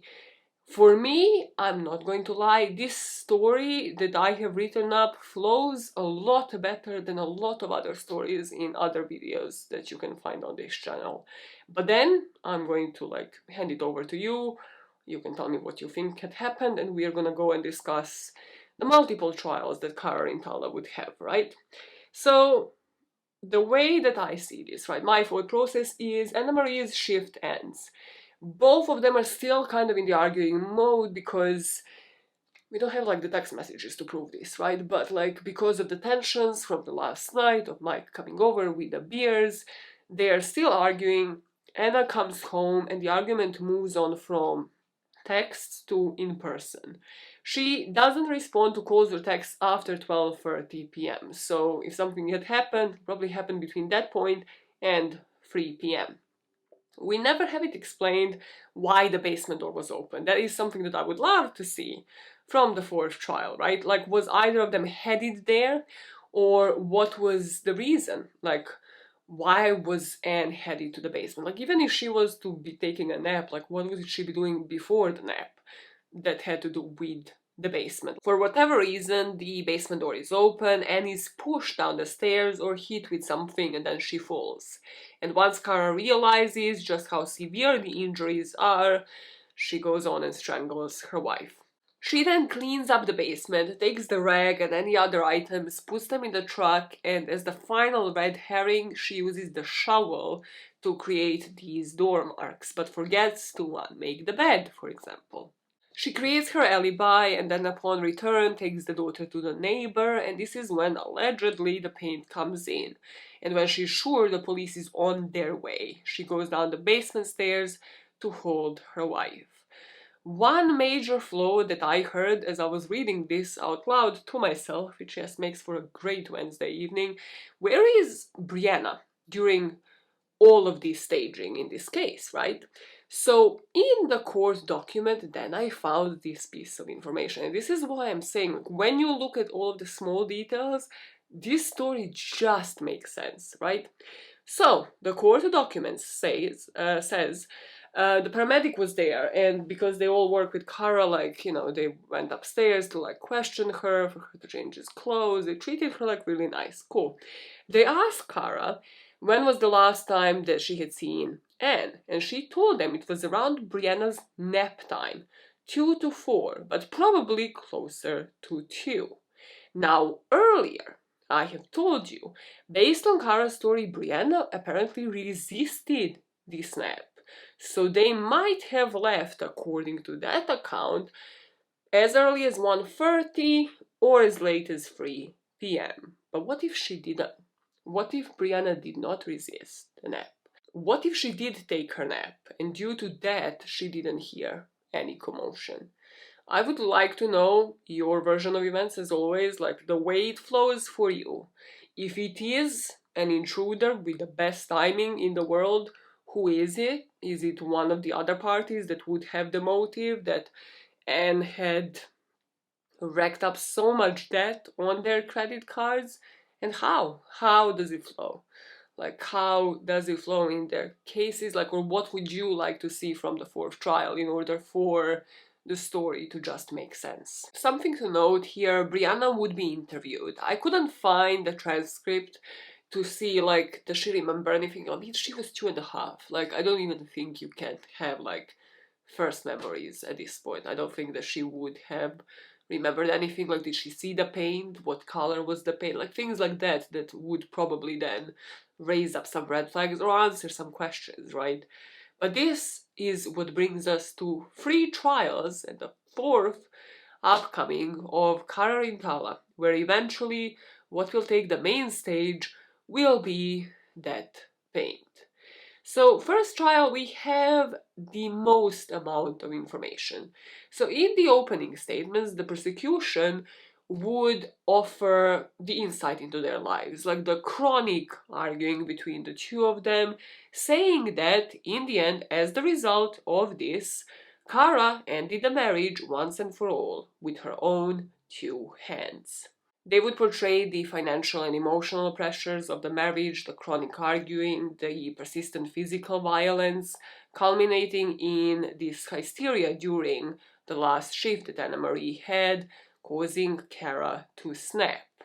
Now, defense, an hour later, so apparently from this I gather the opening statement is an hour long. Like, I don't want to be called in for a jury. Like, I think I would be a great juror. I think I would see through a lot of bullshit as a juror. However, I'm dreading that. Like, one day when I get summoned to be on a jury, I'm dreading it. I'm just saying, I'm dreading it. Because, like, the length of these procedures is just insane. So the lawyer for Cara would actually be David Hughes, and this guy is famous for defending Kristen Gilbert, like the serial killer nurse who killed like the patients by injecting them with like different lethal doses of epinephrine. It's wild. It's wild. Look that case up. It's disgusting. So she was actually convicted, but what he was famous for is that he saved her from the death penalty. So he was the person that took over this case, and that probably tells you something about this guy. But what he would say in his opening statements here is that he doesn't know who killed Annamarie Rintala, and neither does the prosecutor. He offered up from the get-go the possibility that there were others, known and unknown, that should have been considered suspects but were never looked into enough.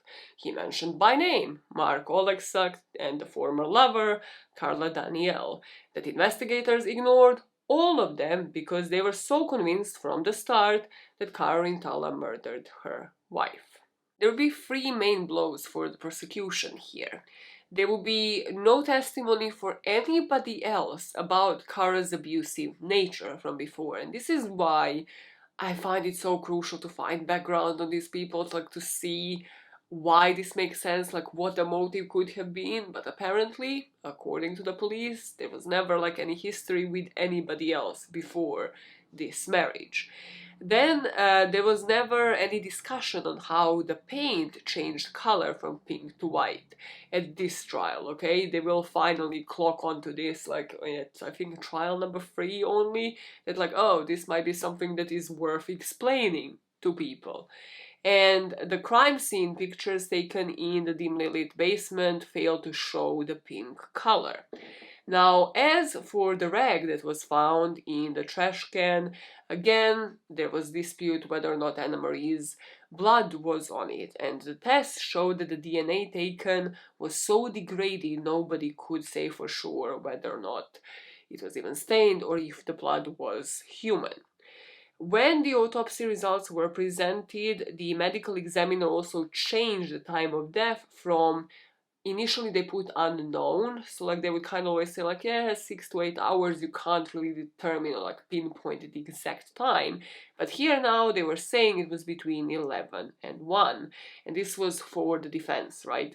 And this weakened hearing about the amount of bruises and the manual strangulation and just like how long it takes to manually strangle the person, even though yes, they did say that there was over 20 bruises.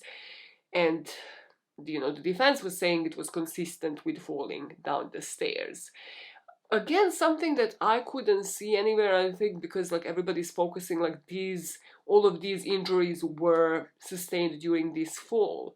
I didn't see that like any of these injuries were old. And hopefully that is because that is the case, right? Because if we are saying there was any physical abuse, like what you would expect when examining a body is to see like the bruises in different colors based off of when they were inflicted, and that is not something that we see here, which I think goes in Cara's favor. Does it? I don't really know, but I just find it interesting that I haven't seen that. Cara's defense had their own team, like with their own estimated time of death, and this medical professional, this medical examiner, stated that Annamarie had died between 2:30 and 5:20 p.m. In other words, that the murder was more likely to have happened when Cara actually left the house. So in the closing arguments, the defense said that it's not their job to convince you that Mark Oleksiak committed the murder, that they don't know if he did or he did not, but clearly that these 2 other people have not been sufficiently investigated. They dug at the fact that like Mark went shopping and like what he was buying, cat litter and then pants, and just like planting the seeds of doubt, right? Which is what they have to do. Give the jury the sense that there was not enough evidence presented, and hence there is reasonable doubt into the guilt. And then he planted seeds of doubt with the cat hairs as well, saying that they're gonna have to decide if this is significant. But the evidence suggests that someone who owned a cat or had recent contact with a cat committed the crime. On the other hand, the prosecution said they don't have to disprove every wacky theory that the defense threw up against the wall, hoping that something sticks. Even if they turned out to be no incriminating bloodstains on the rags that Cara threw in the trash can, she must have thought they were. Otherwise, why discard them? They pointed to the motive, that the child would have been taken away from her. They would play those 911 calls in the courtroom, and then the prosecutor in the closing statement said, if Cara had been that desperate in May of 2009, how much closer to her breaking point would she have been almost a year later? Things have gone too far. Annamarie lay hurt, bleeding from the head, stunned, defenseless, unable to fight back. Cara knew what would happen if Annamarie recovered. The call to 911, another charge of assault and battery, and this time surely the Department of Children and Families would take Brianna. So she made the decision to strangle Annamarie. After 10 seconds, Annamarie is unconscious. 4.5 minutes later, she's dead. Brianna really gets lost in all of this, and if her second mom was to be found guilty, she technically lost both parents in one night. She is a teenager now, and you must like have your own doubts knowing what's going on, and the outcome is truly either losing both parents or potentially one going free and you constantly having the doubt of whether or not they are guilty. After the closing arguments in the first trial, the jury went into like the jury room, right? Well, actually, the judge before that told them all about reasonable doubt for about 90 minutes, which again, why? Just summarize it quickly, she says after all of her videos being 2 hours long. They said it's not enough for the Commonwealth to establish a probability, even a strong probability, that the defendant is more likely to be guilty than not guilty. Instead, the evidence must convince you of the defendant's guilt to a near certainty, a certainty that convinces your understanding and satisfies your reason and judgment as jurors who are sworn to act conscientiously on the evidence. This is what we mean by proof beyond a reasonable doubt. Now, this is complicated, okay? Just say reasonable doubt means there is insufficient evidence. Like, it's that simple. Is this like you choosing short form for once in your life? So, the judge might have as well spoken gibberish to this jury because they went into this jury room. They deliberated that day. Then the next one was Friday, right? They don't reach a verdict. They come back on a Monday. Still, inside of this room, they're divided. There will be 4 jurors, right? Like 8 were there to convict her, and then 4 of them, 2 men and 2 women, held firm on their belief in reasonable doubt. So on the 4th day, they asked for the replay of that judge's statement, like the 90 minutes of like explaining what reasonable doubt is. They listen to it again, they still don't get it, they don't budge. So they asked the judge to appear in the courtroom as if like, I don't know, gesticulation, like hand movements are going to explain this better to them. So the judge does and explains to them again reasonable doubt, and the jurors again go into the jury room. And in these counties, like 98% of criminal trials that reach this point of jury deliberation result in verdicts. However, here, on March the 13th, the jury would tell the judge they were deadlocked. So the judge had to declare a mistrial. And less than 2 weeks later, they denied bail for Cara, meaning that she has to be in jail awaiting the next trial. And because David, who is her lawyer, is busy and booked, right? He couldn't have the second trial for the remainder of that year. So the second trial brings us to 2014. During this time, Brianna would be living with Cara's mother and stepfather in Rhode Island. So, second trial, I could find the least amount of info on. I'm gonna tell you like what the differences were. The main differences were that both Carla and Mark testified. So they would hear about Carla, and I think this was for a reason, and the reason is morbid and not tactful, and I hate it. But I see what they might have done here, especially with Carla. So Carla would go on the stand and they would hear just like how much she loved her and she thought like they had a future, her and Annamarie, and how she was like heartbroken. However, also the testimony of Carla Danielle came on the eve of 1-year anniversary of her domestic partner, so like her new girlfriend, committing suicide. Now, this woman, I'm not going to say her name, shot herself with Carla's service gun at their own home. And this would result in Carla being charged with the improper storage of a firearm, and she was actually on probation for about 6 months. So the judge ruled the defense could question Carla about the charge, but not about the suicide, so they like to avoid the emotional turmoil. So Carla spoke about the relationship, the move-in between June and November of 2009 when the wives were separating with sort of the looming divorce, the travels that Carla and Annamarie had done during that time, all of the debt and the credit card issues, and also about the devastation when Annamarie went back to Cara, but also after Annamarie's death. Then they call for Mark, and again with Mark, the same way that I think they try to portray Carla as like possibly having a motive and then, well, not being the cause for her partner's suicide, but there was definitely something there as well, that like she didn't carry the gun properly and like left it behind, and this is why her partner now committed suicide, or like there's all of this debt here that you must think about.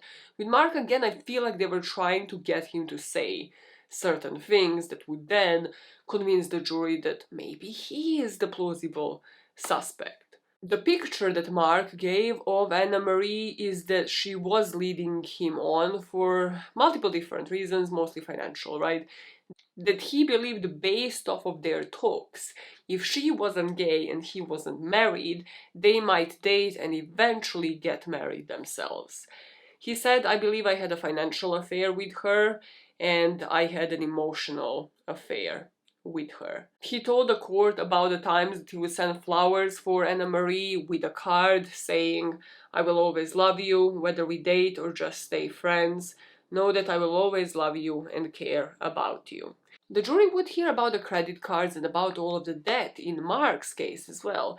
But something that we hear for the first time is that he sort of established like repayment dates with Anna, right?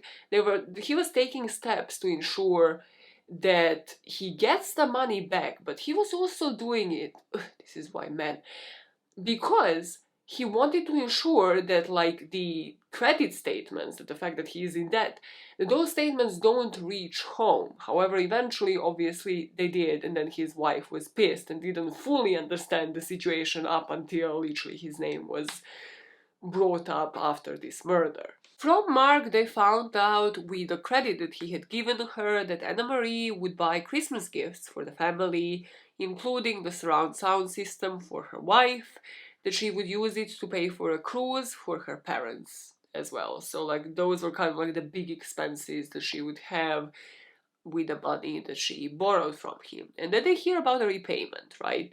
That they would kind of set it up like every time she got paid, that like he would obviously work in the same exact job, sometimes the same shifts with her, so like he would know when she was getting paid, she was paying it off, and that is kind of until Annamarie couldn't keep up with the payments, and at this point he took her name off the accounts. Around this time, Mark gets Anna a new cell phone because he said like he believed it wasn't safe for her to be working late at night without a phone. And this is when they have the falling out because Annamarie goes back with Carla prior to the divorce proceedings that never actually happen, and Mark gets jealous or thinks it doesn't work for her divorce. About this time, he also cancels the phone account that he had set up for her. However, then February the 14th comes around and Annamarie, happy Valentine's, her way back into his life. Why I'm glad I found these statements, right? Because it offers us an insight into the life beyond this, beyond the Valentine's Day. So literally the last month of Annamarie's life and the dynamics between her and Mark, because it seems like after this, again, they have set up like possible repayment dates for some of the debt. And Mark would say he, however, lent her even more money. So like, yep, they have had some sort of repayment dates, and then he was like still giving her even more money towards a purchase for a dog that Annamarie wanted. Now, Mark would say that the repayment date was scheduled for the next payday, which was a few days after she died. So obviously the defense looked at this and kind of said like, well, somebody else might have had a motive to kill her in order to like possibly get the money that they were owed, or rather because like she couldn't stop spending their money and they were still like emotionally dependent, so they wouldn't be able to like resist giving her like further money to spend. They will hear about Mark's alibi, the sleeping bag, and the texts of the morning of the murder. Now, defense attorney tried to sell the story of how he was used by the victim, and I'm very glad that somebody actually asked him this, right? So they said, you've lived a life of daily deception. At any point, is it starting to dawn on you, Mr. Oleksak, that you were being used? Mark's response here was that despite lending her the money, authorizing credit for her that she would fall behind on, her not always being forthcoming about their relationship, about her other relationships, he didn't ever feel taken advantage of. Is there a motive for either of those people? I mean, they did have alibis. There is a possible motive, like strong ones for both of them. Possibly. But all of the defense needs is that reasonable doubt. From prosecution's final witness, Anne's mom, they would hear about Cara being nasty. Remember that time when Annamarie would come over to visit Brianna, and Cara would call Annamarie's mom saying get your fucking daughter out of my house. And they would hear that Cara was the person also to call the mom to tell her that her daughter was dead. And we have for the defense Cara's family on the stand, but not really as character witnesses, more to tell a story about this relationship. And this might be the first time that her parents have spoken up about this, or that we find out what they thought of this marriage. Cara's father and uncle said that Cara's father and uncle said that the two of them always appeared happy and loving, that they seemed very fine together. They also didn't know about a million things, they had no idea that during the separation Annamarie moved in with Carla, that she had been fully dating somebody else. They also didn't know about the renewed talk of the divorce in February, that was presented by Annamarie's aunt. They didn't know that Cara had been accused by her wife of assault and battery and arrested on that charge in 2008. So plenty of people, from co-workers to friends, there's other people that have been in the witness stand here at court, confirmed that from the outside they seem to have had a great relationship, unless you were to see the text between them or be present during the argument or be privy to the information that the authorities have had, and the authorities were the ones who had that information and could have taken action. After hearing from the sources of many marital troubles and stressors here, the jury would still end up deadlocked. Cara's first two trials in 2013 and 2014 ended in hung juries, and she was released on $150,000 bail in March of 2014. And because of those hung juries and sufficient evidence presented, double jeopardy didn't apply, and the third trial was to be scheduled, which brings us to 2016. In 2016, Cara went on trial for a third time. This case, ladies and gentlemen, is about unconscious bias, a mindset that caused the investigators and the experts to focus on one theory, one person, and to ignore everything that didn't fit, sometimes going to frankly ridiculous extremes to do so. Prosecution here would focus on bringing in two new experts. The focus was to become cold body, the body that was in rigor mortis, and freshly poured paint. Now the evidence will show you, ladies and gentlemen, what happened after that. What was the prosecutor's strategy for the third trial? So the way the prosecution's strategy differed in the third trial really came down to two new experts. We retained a second medical examiner, and he concluded the same thing that our first medical examiner did. She'd been dead for 6 to 8 hours at least by the time she was found that night. I thought her death would have been unlikely beyond, say, 1 p.m., give or take. Another expert testifies that the paint had to have been poured hours later. Within approximately 30 minutes of the time the first responders arrived. We felt that really corroborated that we had two different timelines here. We had cold, stiff body and fresh, wet paint.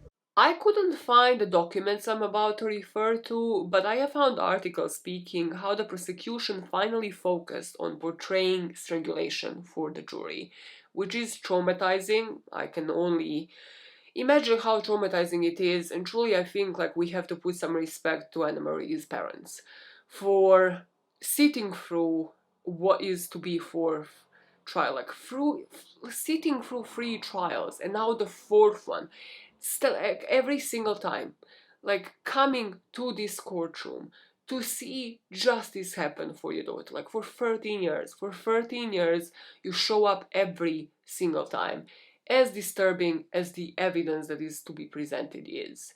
So, like, it is traumatizing to see somebody's autopsy report and to have it be put into words, but it's necessary for the jury to showcase that the body was cold when the police was called to the scene and to portray just how severe these wounds were.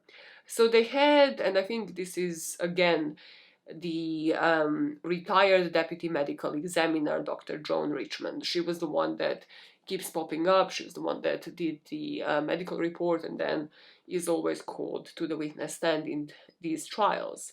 So she again testified in trial, putting the emphasis on Anne being manually strangled. Close-up pictures of both of her eyes were showed with the broken blood vessels, the sign that the blood flow to the brain was blocked. They showed up the injuries to her scalp and to the rest of her body, and this medical examiner said that those injuries could cause the victim to be dazed or unconscious, making it much easier to strangle them. Then came the pictures of what was the 23 areas of bruising on her legs and back as well. The medical examiner said that the injuries could be generally consistent with the fall down the stairs, and she said she couldn't say definitely how the wounds and the bruises were caused. She confirmed the time of death, like placing it some 6 to 8 hours before she was found at about 7:15 p.m. And she says like medical examiners are not usually asked to establish time of death and cannot pinpoint it to a specific hour. One aspect was body, in rigor mortis here, and then the second aspect was the fresh paint. And with it came a man who literally would watch paint dry as his profession. Who was this guy? I didn't note his first name, which is already a great start, so that tells you everything about how much I love and respect Giulianelli. He was a paint quality engineer, right? So he had some bachelor's degree in chemistry, minor in physics, and he worked in the paint industry for 20 years. His primary task over the course of his career was developing and formulating paints and coatings. He explained that as part of his job, he would test the new paints by looking at how they behave in a can after being stirred and then after being brushed or roll applied to a surface. He watches how the paint behaves. Imagine seeing that on like a Bumble profile for somebody. Like immediately, you are never getting laid, sir. Put it in different words. What do you mean you're watching a paint behave? It's like naughty paint. Disgusting. Absolutely disgusting behavior. So he would make 2 main points. One would be that he would tell the jury that the paint found on the crime scene was poured deliberately and not spilled. He didn't just stop there. He said that this had happened within half an hour and no more than 4 hours before crime scene pictures were taken. As for the drying of that said paint, he would rely on 6 experiments. I have read up all on them. I'll put some screenshots on the screen if you want to like pause and read. It's interesting. The question is it scientific enough, right? So he relied on 6 of non-scientific experiments, let's call them that, and in them he would compare paint drying times on standard paint industry charts under a few different conditions. Some of his conclusions here is that poured paint did not show any color change for 4 hours, that the cracking would show within 2 hours, like first at the edges and then in the center. So what his testimony would hinge on is whether this was scientific conclusion or just observations based off of the anecdotes or like experiments that he had done. He said that he had never done an experiment like this before. He didn't do it for his work or like elsewhere. He didn't consult any other scientific writings. He didn't do any research himself. He also didn't control the variables like temperature and humidity, making like the exact variables, right, as the one at the crime scene. He didn't take into account the surface upon which the paint was found as opposed to other surfaces. He didn't take into account first responders causing disturbance to the scene. Basically, he didn't take account a bunch of other stuff, but just to give you an example, right? When asked about the absence of spatter, he'd answer when you kick the paint container or something is going to spatter. So defense asks him, how do you know that? And this man responds, because I've dropped paint before. Sir, this is quite literally not a Wendy's, this is a courtroom.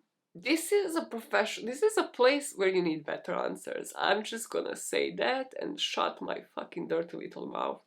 So, on the paint issue, right? Because we clearly aren't getting sufficient answers. This man had done 6 experiments and it's up to you to believe. Was the paint deliberately poured? Did he prove that? How can you prove that?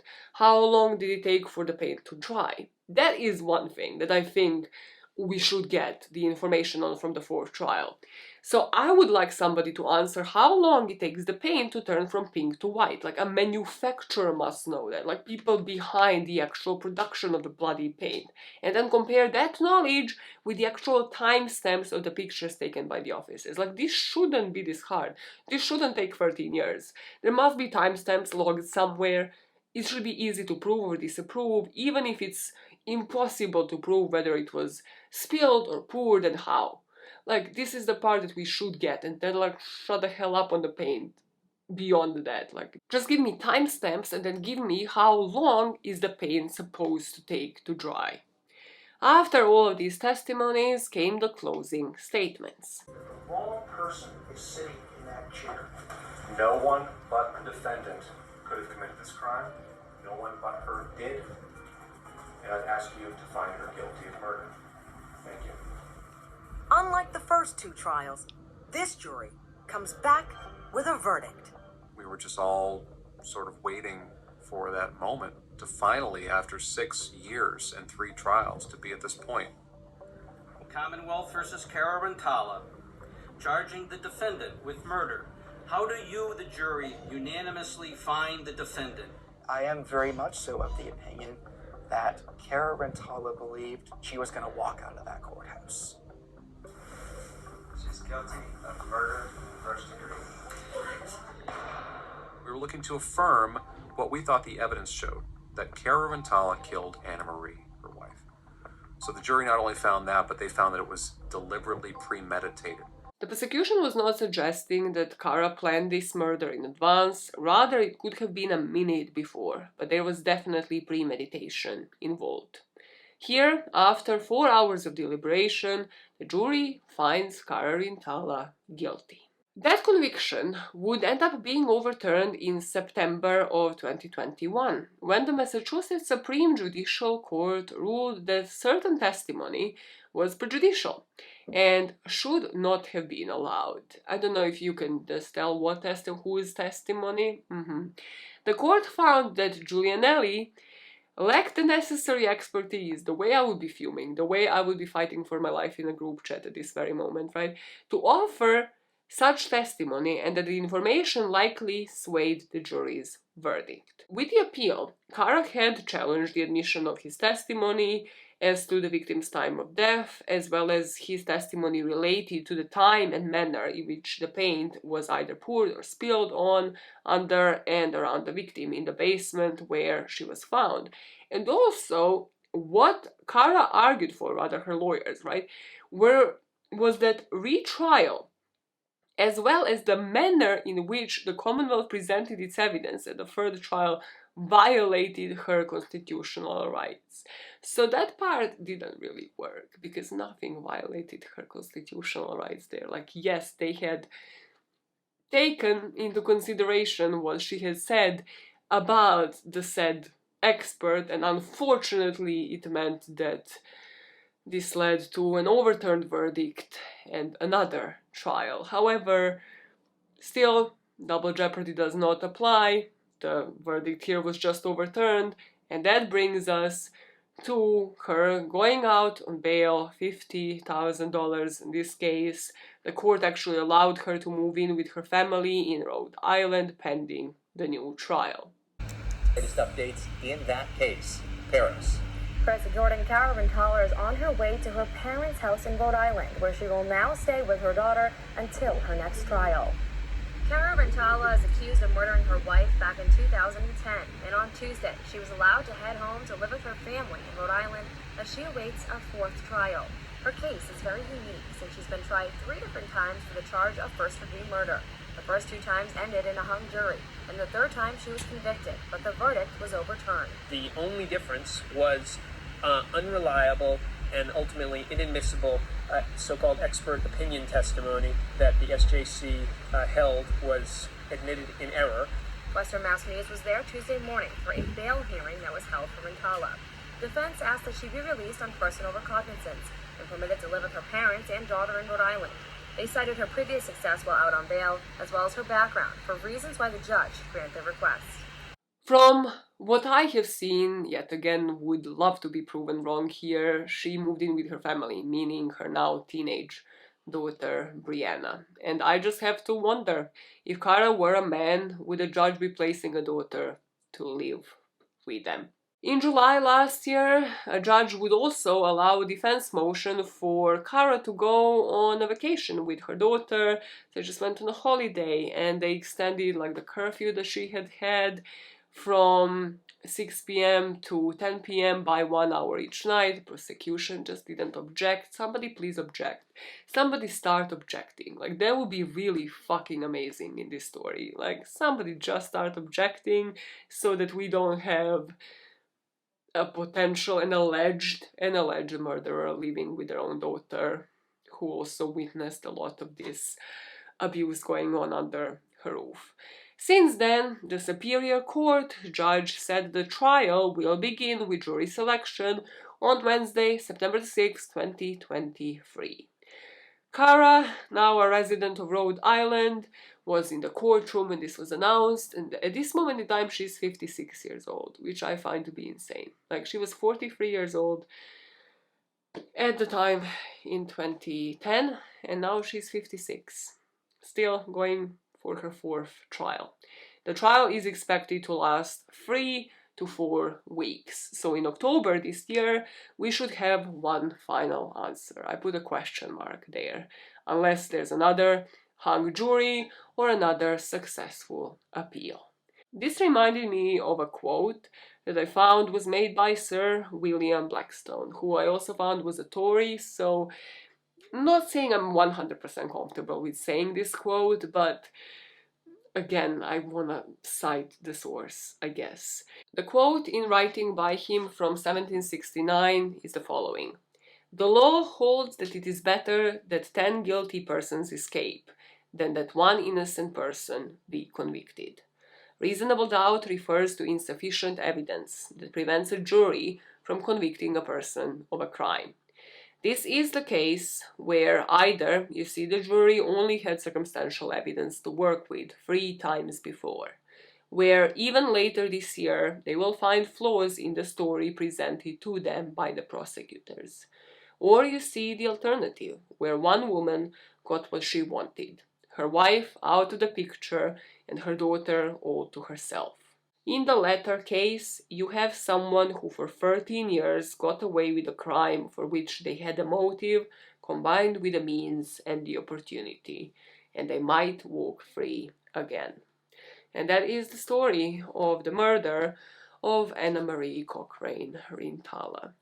I wanted to write, like, in the intro, the death of, and then, I mean, I actually did in the beginning, and then I saw the cause of that being strangulation. I was like, how is this just not explained in a way for the jury where the story works? Like, I'm not saying I'm blaming the jury for not convicting this person. I don't know, honestly, like, if I'm to hear this story and, like, the evidence, like, would I find it to be sufficient? Would I be one of those jurors in that jury room contesting that verdict, saying, like, no, I actually don't see it. Like, I don't think there's sufficient evidence. I think there is enough reasonable doubt because, like, 3 juries, well, 2 juries so far did. Like, they did have doubts. And then when it comes to the other one, well, they were swayed because of the paint expert, which was later then just taken away. So I really am interested to see what both the prosecution and the defense go for when it comes to the 4th trial.